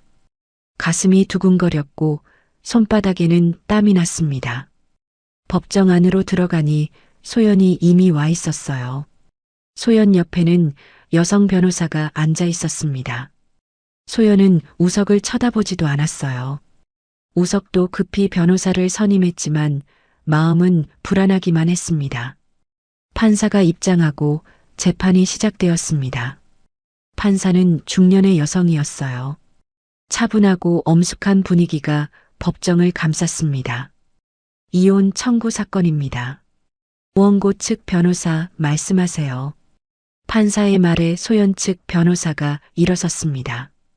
그녀는 차갑고 또렷한 목소리로 말했어요. 판사님, 원고인 김소연 씨는 피고 정우석 씨와의 결혼 생활에서 극심한 정서적 고통을 받아왔습니다. 피고는 가정에 무관심했으며 육아에도 전혀 참여하지 않았습니다. 우석은 그 말을 듣고 가슴이 철렁했습니다. 변호사는 서류를 들어올리며 계속 말했어요. 원고는 직장일과 육아, 가사를 혼자서 감당해야 했습니다. 피고는 경제적 지원만 했을 뿐 정서적 지원은 전혀 하지 않았습니다. 따라서 미성년자 자녀 정하준의 양육권을 원고에게 부여해 주실 것을 요청합니다. 우석은 변호사의 말 하나하나가 가슴에 박히는 것 같았어요. 사실이었으니까요. 자신은 정말 가족에게 무관심했습니다. 소연 측 변호사가 자리에 앉자 판사가 우석 측 변호사를 바라보았습니다. 피고 측 변호사 답변하세요. 우석의 변호사가 일어섰습니다. 판사님, 피고는 가족을 위해 열심히 일한 것뿐입니다. 경제적 안정을 위해 노력했으며 이에 있습니다. 소연 측 변호사가 벌떡 일어났습니다. 피고는 자녀의 유치원 행사에 단 한 번도 참석한 적이 없습니다. 부모 상담에도 생일 파티에도 불참했습니다. 이것이 가족을 위한 노력입니까? 우석은 아무 말도 할 수 없었습니다. 그 말도 모두 사실이었으니까요. 바쁘다는 핑계로 피곤하다는 이유로 번번이 불참했던 일들이 떠올랐어요. 판사는 양쪽의 진술을 듣고 서류를 검토했습니다. 잠시 침묵이 흘렀어요. 법정 안에 모든 사람들이 숨을 죽이고 있었습니다. 판사가 입을 열었습니다. 양쪽의 주장을 들어보니 부부관계는 회복하기 어려워 보입니다. 하지만 미성년 자녀의 양육권 문제는 매우 신중하게 다뤄야 합니다. 우석은 판사의 말에 귀를 기울였어요. 가슴이 두근거렸습니다. 자녀가 7살이라는 점을 고려할 때 판사는 잠시 멈추었다가 말했습니다. 자녀의 의견을 직접 듣는 것이 필요하다고 판단됩니다. 다음 재판에서 자녀 정하준 군을 법정에 출석시키도록 하겠습니다. 그 순간 법정이 술렁였습니다. 우석의 눈이 커졌고 소연은 입을 벌렸어요. 7살 아이를 법정에 세운다는 건 상상도 못한 일이었습니다. 판사님, 소연이 자리에서 일어났습니다. 아이가 너무 어립니다. 법정이라는 곳이 얼마나 무서운 곳인데. 판사는 손을 들어 제지했습니다. 부인의 걱정은 이해합니다. 하지만 자녀의 복리가 가장 중요합니다. 아이가 누구와 함께 사는 것이 더 행복한지, 부모 중 누구를 더 필요로 하는지 직접 확인해야 합니다. 우석도 일어서려 했지만 변호사가 팔을 잡았어요. 판사는 단호하게 말했습니다. 이는 법원의 결정입니다. 아이에게 심리적 부담을 주지 않도록 최대한 배려하겠습니다. 다음 재판은 2주 후 같은 시간에 진행하겠습니다. 판사는 망치를 두드렸고 재판은 끝이 났습니다. 법정을 나서는 우석의 발걸음은 비틀거렸어요. 복도 벤치에 주저앉아 머리를 감쌌습니다. 하준이를 법정에 세워야 한다니 상상만 해도 숨이 막혔습니다. 소연도 복도 반대편에 서서 눈물을 흘리고 있었어요. 아들을 법정에 데려온다는 게 너무나 괴로웠지만 양육권을 위해서는 어쩔 수 없었습니다. 집으로 돌아온 우석은 하준이 방문 앞에 섰습니다. 문을 여니 하준이가 바닥에 앉아 로봇 장난감을 조립하고 있었어요. 천진난만한 얼굴이었습니다. 하준아. 우석의 목소리가 떨렸습니다. 하준이는 고개를 들어 아빠를 보았어요. 응? 아빠 왔어? 하준이는 환하게 웃으며 달려왔습니다. 우석은 아들을 꼭 껴안았어요. 눈물이 흘러내렸습니다. 하준아, 아빠가 미안해. 왜? 아빠 왜 울어? 하준이는 아빠의 뺨을 작은 손으로 닦아주었습니다. 우석은 더 이상 참을 수가 없었어요. 아빠, 하준이한테 잘못했어. 많이 잘못했어. 밤이 되어 우석은 침대에 누웠지만 잠이 오지 않았습니다. 천장을 바라보며 생각했어요. 하준이가 법정에서 뭐라고 말할지, 엄마와 아빠 중 누구를 선택할지 그 생각만으로도 가슴이 찢어지는 것 같았습니다. 2주일이 흘렀습니다. 그동안 우석과 소연은 하준이에게 법정에 간다는 이야기를 차마 하지 못했어요. 어떻게 설명해야 할지 몰랐습니다. 7살 아이에게 부모의 이혼 재판에 나가야 한다고 말하는 게 너무 잔인하게 느껴졌어요. 하지만 하준이는 이미 알고 있었습니다. 아이는 부모가 생각하는 것보다 훨씬 더 많은 것을 보고 들었어요. 밤마다 엄마 아빠가 나누는 차가운 대화, 법원에서 온 서류들, 그리고 두 사람의 슬픈 표정까지 모두 느끼고 있었습니다. 드디어 두 번째 재판 날이 밝았습니다. 아침 식탁은 그 어느 때보다 조용했어요. 소연이 먼저 입을 열었습니다. 하준아, 오늘 엄마 아빠랑 같이 나가야 해. 하준이는 고개를 끄덕였습니다.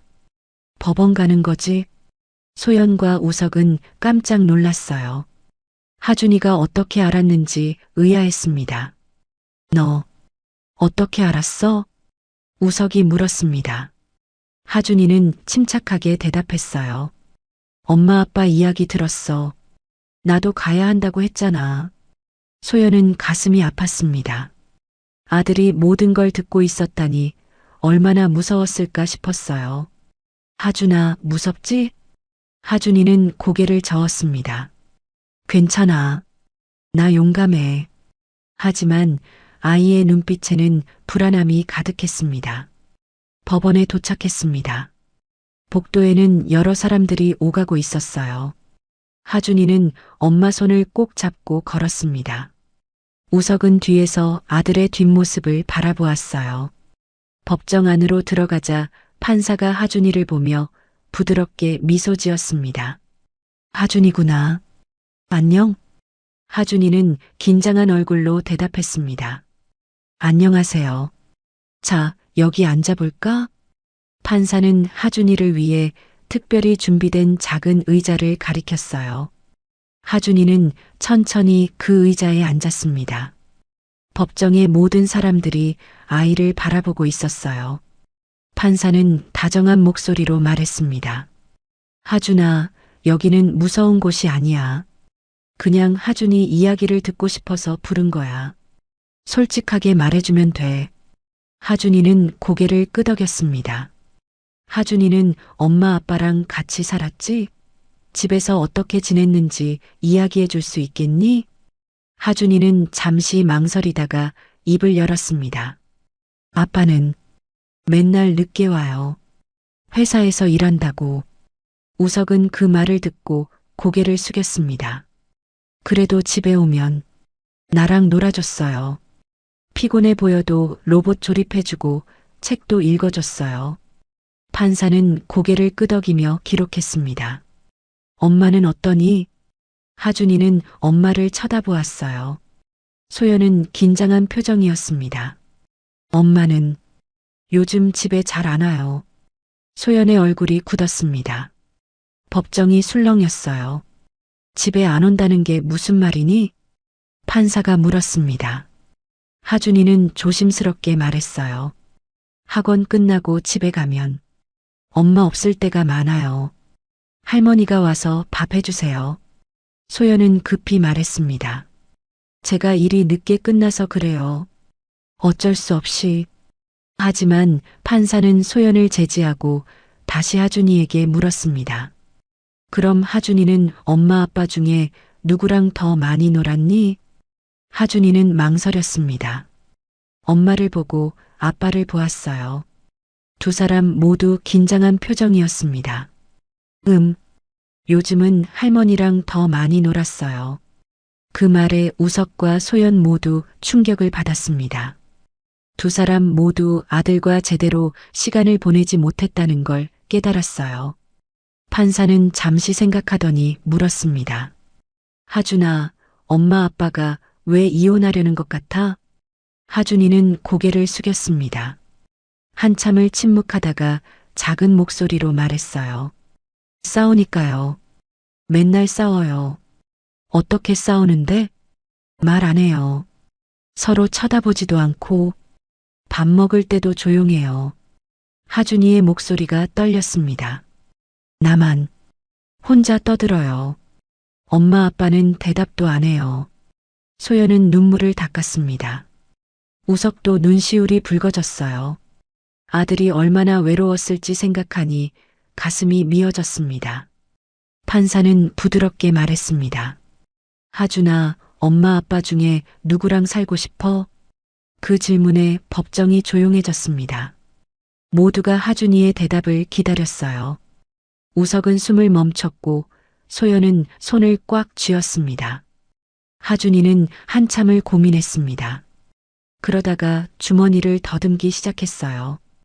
판사님, 하준이는 작은 손으로 무언가를 꺼냈습니다. 그것은 작은 저장 장치였어요. 이거 보여드려도 돼요? 순간 법정 전체가 얼어붙었습니다.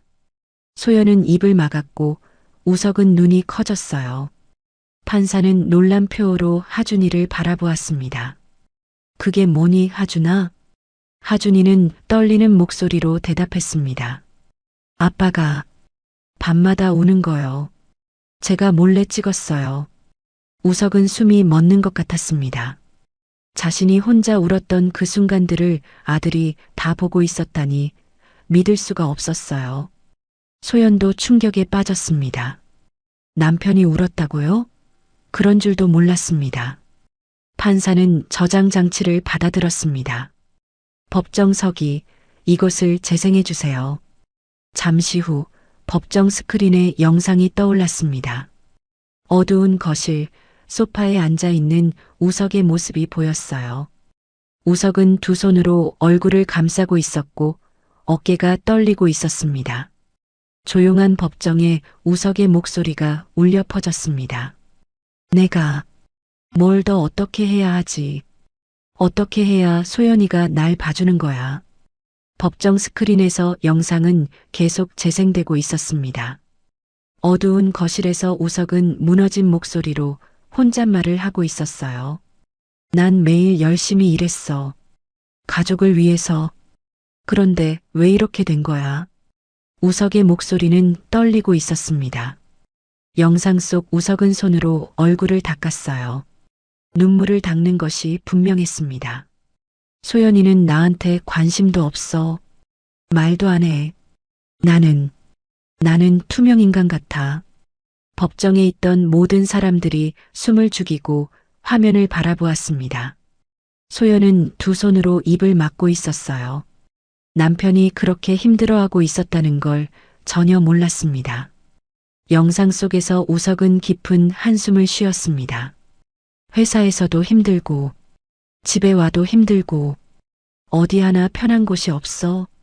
하준이한테라도 좋은 아빠가 되고 싶은데, 나는 그것도 못하는 것 같아. 그때 영상 뒤쪽에서 작은 움직임이 포착되었습니다. 방문 틈새로 하준이가 몰래 엿보고 있었던 거예요. 아이는 아빠가 우는 모습을 지켜보고 있었습니다. 영상이 끝나자 법정은 정적에 휩싸였습니다. 판사도 변호사들도 아무 말이 없었어요. 우석은 고개를 들 수가 없었습니다. 너무 부끄러웠고 아들이 그 모습을 다 봤다는 게 견딜 수 없었어요. 판사가 조심스럽게 하준이에게 물었습니다. 하준아, 이 영상은 언제 찍은 거니? 하준이는 작은 목소리로 대답했습니다. 한 달 전이요. 밤에 화장실 가려다가 아빠가 우는 소리 들었어요. 그래서 녹화를 한 거니? 하준이는 고개를 끄덕였습니다. 엄마한테 보여주고 싶었어요. 아빠가 아프다는 거 엄마도 알았으면 좋겠어서요. 소연은 눈물을 흘렸습니다. 아들이 부모를 위해 그런 일을 했다는 게 믿기지 않았어요. 그런데 보여주지 못했어요. 엄마가 맨날 바빠 보여서. 하준이의 목소리가 점점 작아졌습니다. 판사는 화면을 다시 보며 물었습니다. 영상이 한 개만 있니? 다른 것도 있어? 하준이는 고개를 끄덕였습니다. 몇 개 더 있어요. 보여줄 수 있겠니?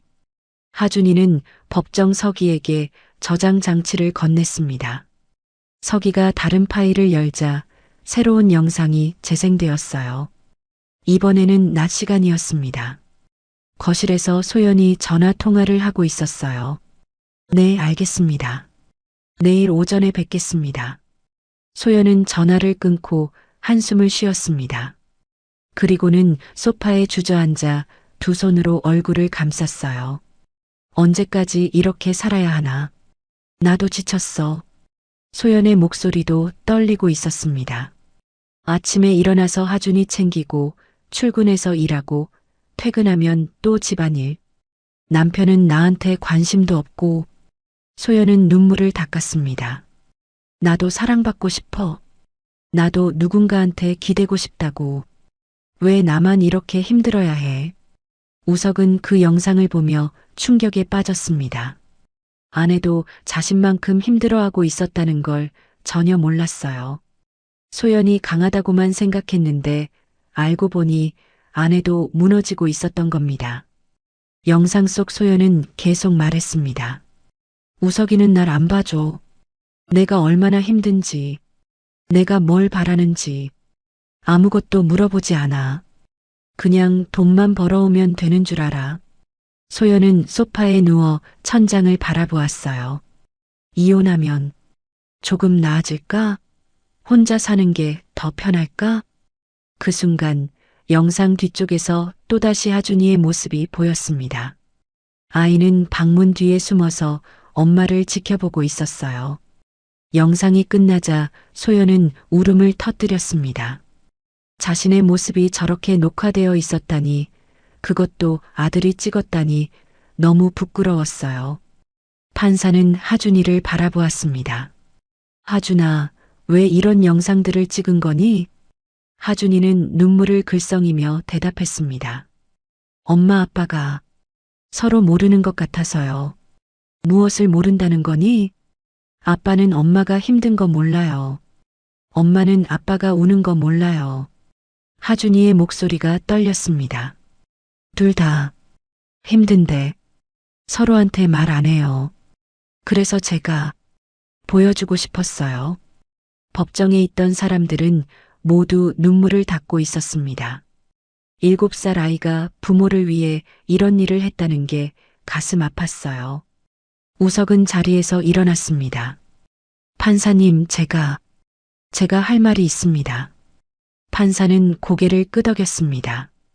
우석은 소연을 바라보며 말했어요. 소연아, 미안해. 나는 내가 그렇게 힘든 줄 몰랐어. 우석의 목소리는 울먹이고 있었습니다.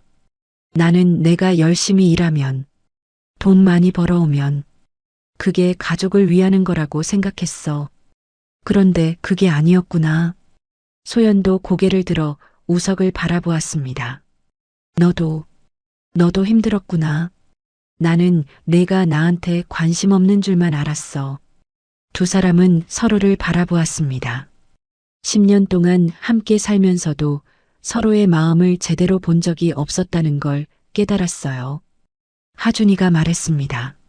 엄마, 아빠, 서로 이야기해요. 제발. 아이의 간절한 목소리에 법정의 모든 사람들이 가슴 아파했습니다. 판사는 잠시 침묵하다가 입을 열었습니다. 두 분, 이혼이 정말 답입니까? 아니면 서로를 이해하려는 노력이 필요한 건 아닙니까? 우석과 소연은 아무 대답도 하지 못했습니다. 판사의 질문에 우석과 소연은 침묵했습니다. 대답할 수가 없었어요. 이혼이 답인지 아니면 노력이 필요한 건지 확신할 수 없었습니다. 판사는 하준이를 바라보며 물었습니다. 하준아, 영상이 또 있니? 하준이는 고개를 끄덕였습니다. 법정 서기가 다음 파일을 열었어요. 이번에는 주말 오후 영상이었습니다. 거실에서 우석이 노트북으로 일을 하고 있었어요. 소연은 부엌에서 설거지를 하고 있었습니다. 하준이가 로봇 장난감을 들고 우석에게 다가갔어요. 아빠, 같이 놀자. 나중에. 아빠, 지금 바빠. 우석은 화면에서 눈을 떼지 않았습니다. 하준이는 실망한 표정으로 돌아섰어요. 이번에는 부엌으로 갔습니다. 엄마, 나랑 놀아줘. 엄마 설거지 해야 해. 방에 가서 혼자 놀아. 소연도 아들을 제대로 쳐다보지 않았습니다. 하준이는 고개를 떨구고 자기 방으로 들어갔어요. 방 안에서 하준이는 혼자 바닥에 앉아 있었습니다. 로봇을 만지작거리다가 조용히 울기 시작했어요. 소리 내지 않고 눈물만 흘렸습니다. 엄마, 아빠, 나 싫어하나? 아이의 작은 목소리가 법정에 울려 퍼졌습니다. 우석은 자리에서 벌떡 일어났어요. 가슴이 찢어지는 것 같았습니다. 하준아. 우석이 아들에게 달려갔습니다. 하준이를 꼭 안았어요. 소연도 자리에서 일어나 두 사람에게 다가갔습니다. 우리 아들, 미안해. 정말 미안해. 우석은 아들을 안고 울었습니다. 소연도 하준이의 등을 쓰다듬으며 눈물을 흘렸어요. 판사는 잠시 기다려 주었습니다. 세 사람이 진정할 때까지 말입니다. 하준이는 아빠 품에서 고개를 들었습니다. 아빠, 나는 엄마 아빠 둘 다 좋아요. 그래, 하준아. 아빠도 너 정말 사랑해. 그런데 왜 헤어져요? 나는 싫어요. 하준이의 울음소리가 커졌습니다. 아이는 그동안 참았던 감정을 터뜨렸어요. 학교 친구들은 다 엄마 아빠랑 같이 살아요. 나만 혼자 될 거예요. 소연은 아들을 꼭 안았습니다. 하준아, 아니야. 너는 혼자가 아니야. 그럼 왜 이혼해요? 나 때문이에요? 그 말에 우석과 소연은 깜짝 놀랐습니다. 아니야, 하준아. 절대 내 잘못이 아니야. 우석이 급히 말했습니다. 하지만 하준이는 고개를 저었어요. 내가 말 안 들어서, 내가 공부 못해서, 그래서 엄마 아빠가 화난 거 아니에요? 소연은 아들의 얼굴을 두 손으로 감싸 안았습니다. 하준아, 절대 아니야. 너는 정말 착한 아이야. 이건 엄마 아빠 문제야. 하준이는 눈물을 뚝뚝 흘리며 물었습니다. 그럼 고치면 안 돼요? 엄마 아빠가 다시 사이좋게 지내면 안 돼요? 우석과 소연은 서로를 바라보았습니다. 두 사람의 눈에도 눈물이 가득했어요. 판사가 조용히 말했습니다. 잠시 휴정하겠습니다. 두 분께서 상의할 시간을 드리겠습니다. 판사는 자리에서 일어났고 법정의 사람들도 모두 나갔습니다. 법정에는 우석, 소연, 하준이 그리고 양측 변호사만 남았어요. 소연 측 변호사가 조심스럽게 말했습니다. 김소연 씨, 계속 진행하시겠습니까? 소연은 하준이를 바라보았습니다. 아들은 여전히 눈물을 흘리고 있었어요. 그 모습을 보니 가슴이 너무 아팠습니다. 저는 잘 모르겠어요. 소연의 목소리는 떨렸습니다. 우석이 말했습니다. 소연아, 우리 이야기 좀 하자. 제대로. 소연은 고개를 끄덕였습니다. 두 사람은 법정 한쪽 구석으로 갔어요. 하준이는 변호사와 함께 남았습니다. 우석이 먼저 입을 열었습니다. 소연아, 나 정말 몰랐어. 내가 그렇게 힘든 줄. 나는 그냥 열심히 일하면 가족이 행복할 거라고 생각했어. 소연은 고개를 저었습니다. 나도 몰랐어.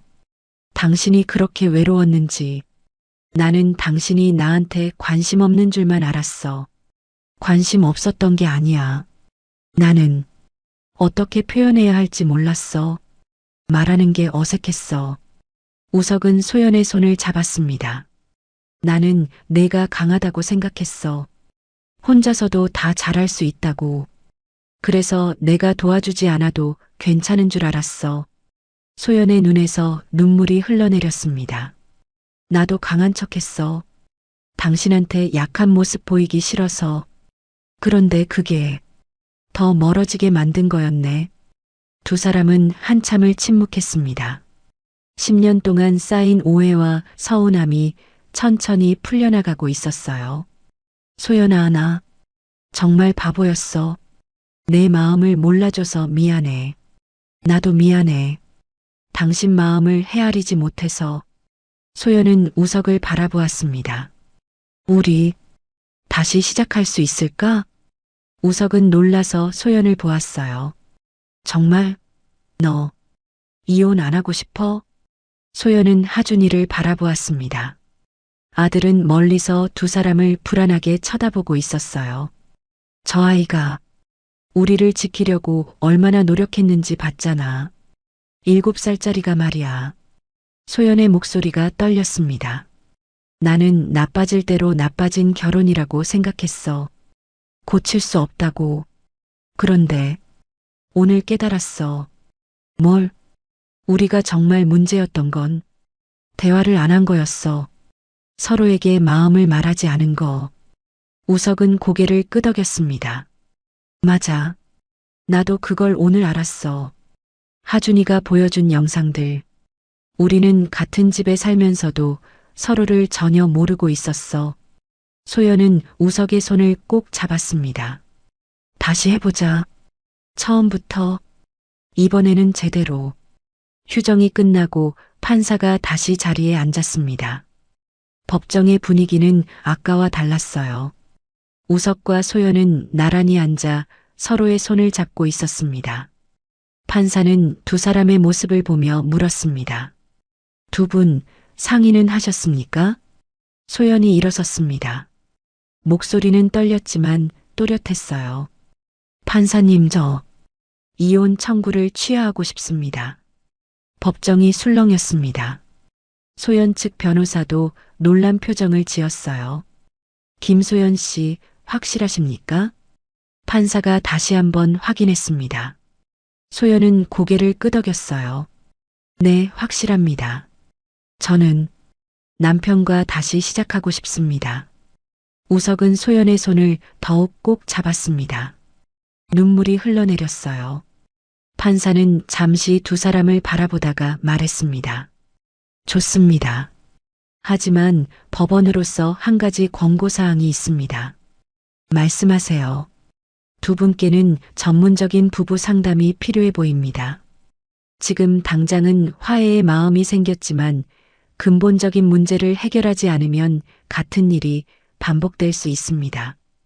우석이 일어서서 말했습니다. 판사님 말씀이 맞습니다. 저희 상담 받겠습니다. 꼭 받을 겁니다. 판사는 만족스러운 표정으로 고개를 끄덕였습니다. 그럼 이 사건은 원고의 소취하로 종결하겠습니다. 판사는 망치를 두드렸고 재판은 끝이 났습니다. 하준이는 자리에서 뛰어내려 엄마 아빠에게 달려갔어요. 엄마, 아빠, 이제 안 헤어지는 거지? 그래, 하준아. 엄마 아빠 안 헤어져. 소연은 아들을 꼭 안았습니다. 우석도 두 사람을 감싸 안았어요. 법정에 있던 사람들은 따뜻한 미소를 지으며 지켜보았습니다. 법정을 나서며 우석은 하준이를 번쩍 안아 올렸습니다. 하준아, 너 정말 대단한 아이야. 알고 있어? 왜? 엄마 아빠를 구해줬잖아. 내가 그 영상들 안 보여줬으면 우리는 서로를 영영 이해하지 못했을 거야. 하준이는 쑥스럽게 웃었습니다. 나도 엄마 아빠 사이좋게 지냈으면 좋겠어서 그랬어. 소연은 아들의 머리를 쓰다듬었어요. 고마워, 하준아. 엄마가 정말 미안했어. 너한테 외로운 시간 많이 만들어줬지? 하준이는 고개를 저었습니다. 괜찮아. 이제 같이 놀면 되지. 세 사람은 법원을 나와 집으로 향했습니다. 차 안에서 우석이 말했어요. 소연아, 오늘부터 내가 변할게. 진짜로. 나도 변할 거야. 당신한테 내 마음 제대로 표현할게. 그리고 하준이. 우석은 백미러로 뒷좌석의 아들을 보았습니다. 아빠가 앞으로 매주 금요일은 일찍 퇴근할게. 하준이랑 놀아줄 시간 꼭 만들 거야. 하준이의 눈이 반짝였습니다. 정말? 약속이야? 약속이야. 남자는 약속을 꼭 지켜야지. 소연도 말했습니다. 엄마도 주말에는 학원 일줄일게. 하준이랑 그리고 아빠랑 시간 보낼 거야. 하준이는 환하게 웃었습니다. 좋아. 그럼 놀이공원 가자. 3명 다 같이. 그래, 가자. 이번 주말에 가자. 우석이 대답했습니다. 집에 도착한 세 사람은 함께 저녁을 준비했습니다. 우석은 채소를 썰고 소연은 고기를 굽고 하준이는 식탁을 차렸어요. 오랜만에 함께하는 시간이었습니다. 식사를 하며 소연이 말했습니다. 당신 오늘 회사 일은 어땠어? 우석은 깜짝 놀랐습니다. 소연이 자신에게 회사 일을 물어본 게 얼마 만인지 기억도 나지 않았어요. 응, 힘들었어. 신규 프로젝트 때문에 스트레스 많이 받았거든. 그랬구나. 많이 힘들었겠다. 소연은 우석의 손을 잡았습니다. 앞으로 힘든 일 있으면 나한테 말해줘. 혼자 끙끙 앓지 말고. 우석은 고개를 끄덕였습니다. 너는? 학원 일은 어때? 나도 힘들어. 학부모들 상대하는 게 쉽지 않아. 근데 이렇게 당신한테 말하니까 좀 나은 것 같아. 두 사람은 서로를 바라보며 미소 지었습니다. 대화가 이렇게 편할 수 있다는 게 신기했어요. 하준이가 말했습니다. 엄마 아빠 진짜 사이좋아 보여. 그렇지? 앞으로 계속 이럴 거야. 우석이 아들의 머리를 쓰다듬었습니다. 저녁 식사 후 세 사람은 거실에 모여 앉았습니다. 우석이 말했어요. 우리 가족회의 좀 하자. 앞으로 어떻게 지낼지 함께 정하는 거야.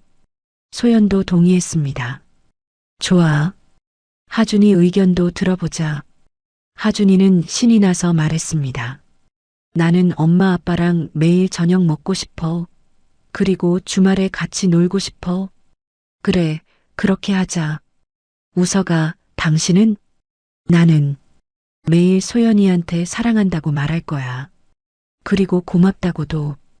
우석의 말에 소연은 얼굴이 붉어졌습니다. 나는 당신한테 화날 때 참지 말고 말할 거야. 그리고 당신이 힘들 때 위로해 줄게. 우석은 소연을 꼭 안았습니다. 고마워, 소연아. 나한테 다시 기회를 줘서. 나야말로 고마워. 포기하지 않아줘서. 하준이가 두 사람 사이에 끼어들었습니다. 나도 껴줘. 세 사람은 서로를 꼭 안았어요. 오랜만에 느끼는 따뜻함이었습니다.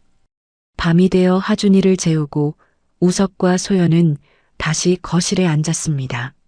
내일부터 상담센터 알아볼까? 우석이 물었습니다. 소연은 고개를 끄덕였어요. 그래.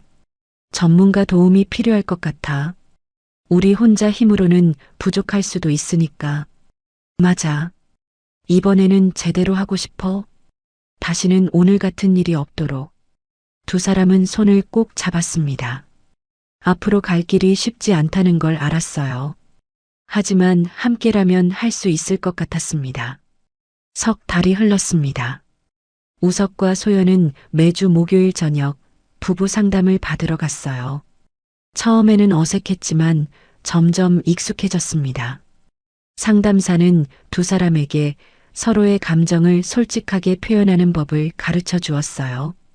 화가 나면 상대를 공격하지 말고 내 감정을 말하세요. 당신이 이렇게 해서 내가 슬펐어. 이런 식으로요. 상담사의 조언대로 두 사람은 조금씩 변해갔습니다. 어느 금요일 저녁 우석은 약속대로 일찍 퇴근했습니다. 손에는 장난감 가게 봉투가 들려 있었어요. 현관문을 열자 거실에서 하준이가 뛰어왔습니다. 아빠, 왔어? 그래, 하준아. 오늘 뭐하고 놀까? 로봇 조립하자. 지난번에 못 끝낸 거. 좋아, 같이 하자. 우석은 넥타이를 풀고 바닥에 앉았습니다. 하준이와 함께 로봇을 조립하기 시작했어요. 소연은 부엌에서 그 모습을 보며 미소 지었습니다. 여보, 저녁 곧 될 거야. 조금만 기다려. 응, 천천히 해. 우리 시간 많아. 우석이 대답했습니다. 예전 같았으면 빨리 먹자고 재촉했을 텐데 이제는 달랐어요. 저녁 식사 시간, 식탁에는 대화가 넘쳤습니다. 하준아, 오늘 유치원에서 뭐 했어? 소연이 물었습니다. 하준이는 신나서 대답했어요. 미술 시간에 가족 그림 그렸어. 선생님이 제일 잘 그렸대. 정말? 엄마한테 보여줄래? 하준이는 가방에서 종이를 꺼냈습니다. 그림에는 세 사람이 손을 잡고 웃고 있었어요. 햇살이 밝게 빛나고 하트가 가득했습니다. 와, 정말 잘 그렸다. 우리 하준이 예술가네. 우석이 말했습니다. 하준이는 자랑스러워했어요. 선생님이 가족이 행복해 보인대. 소연은 그림을 보며 눈시울이 붉어졌습니다. 몇 달 전만 해도 이런 그림을 그릴 수 없었을 텐데 이제는 가능했어요. 주말이 되었습니다. 약속대로 세 사람은 놀이공원에 갔어요. 하준이는 처음부터 끝까지 웃음을 멈추지 않았습니다. 아빠, 저기 회전목마 타자. 좋아, 가자. 우석은 하준이와 함께 회전목마를 탔습니다. 소연은 그 모습을 사진으로 찍었어요. 환하게 웃는 두 사람의 얼굴이 너무 예뻤습니다. 엄마도 와. 하준이가 손을 흔들었습니다. 소연도 달려가 함께 탔어요. 세 사람은 나란히 목마 위에서 웃었습니다. 점심시간 식당에 앉아 햄버거를 먹으며 소연이 말했습니다. 여보, 고마워. 뭐가? 이렇게 시간 내줘서. 나도 회사 일 많은데 당신도 그렇잖아. 우석은 소연의 손을 잡았습니다. 이게 더 중요하지. 가족이 제일 중요한 거야. 소연은 웃으며 고개를 끄덕였어요. 오후에는 페인트 체험을 했습니다. 세 사람은 흰 티셔츠에 마음껏 그림을 그렸어요. 하준이는 가족 얼굴을 그렸고 우석은 하트를 그렸고 소연은 집을 그렸습니다. 우리 집이야. 따뜻한 집. 소연이 말했습니다. 우석은 소연을 꼭 안았어요. 고마워, 소연아. 나를 믿어줘서. 나야말로 고마워. 변하려고 노력해줘서. 두 사람은 키스를 했습니다. 하준이는 옆에서 까르르 웃었어요. 엄마 아빠 사랑해. 집으로 돌아오는 차 안에서 하준이는 피곤해서 잠들었습니다. 우석은 조용히 운전하며 소연에게 말했어요. 소연아, 나 오늘 정말 행복했어. 나도. 이런 게 가족이구나 싶었어. 우리 앞으로도 계속 이렇게 지내자. 힘든 일 있어도 함께 이야기하고 서로 위로하고. 그래. 약속이야. 두 사람은 손을 꼭 잡았습니다. 몇 주 후 상담사가 말했습니다. 두 분 정말 많이 좋아지셨어요. 이제 스스로 잘하실 수 있을 것 같아요. 우석과 소연은 서로를 바라보며 미소 지었습니다. 선생님 덕분입니다. 정말 감사해요. 아니에요. 두 분이 노력하신 거예요. 그리고 상담사는 파일을 꺼내 보여주었습니다. 하준이도 대단한 아이예요. 상담하면서 느꼈는데 7살이 할 수 있는 일이 아니었어요. 부모를 위해 그렇게 용기 낸 거. 우석은 고개를 끄덕였습니다. 맞아요. 하준이가 아니었으면 우리는 정말 끝이었을 거예요. 아이가 부모를 구한 거죠. 정말 특별한 사랑이에요. 상담이 끝나고 집에 돌아온 우석과 소연은 하준이를 불렀습니다. 하준아, 이리 와봐. 하준이가 뛰어왔습니다. 두 사람은 아들을 가운데 앉혔어요. 하준아, 엄마 아빠가 할 말이 있어. 뭐? 고맙다는 말. 너 때문에 우리가 다시 행복해졌어. 하준이는 쑥스럽게 웃었습니다. 나는 그냥 엄마 아빠가 웃었으면 좋겠어서 그랬어. 너는 우리 영웅이야. 알고 있어? 우석이 말했습니다. 소연도 덧붙였어요. 너 없었으면 우리 가족 없었어. 정말 고마워, 우리 아들. 세 사람은 다시 꼭 안았습니다. 어느 일요일 오후 세 사람은 거실 소파에 나란히 앉아 텔레비전을 보고 있었습니다. 하준이는 우석의 무릎에 앉아 있었고 소연은 우석의 어깨에 기대고 있었어요. 여보, 행복해? 소연이 물었습니다. 우석은 고개를 끄덕였어요. 응, 정말 행복해. 너는? 나도. 이게 진짜 가족이구나 싶어. 하준이가 말했습니다. 엄마, 아빠, 우리 영원히 같이 살 거지? 그럼 당연하지. 우석과 소연이 동시에 대답했습니다. 창밖으로 따뜻한 햇살이 쏟아져 들어왔습니다.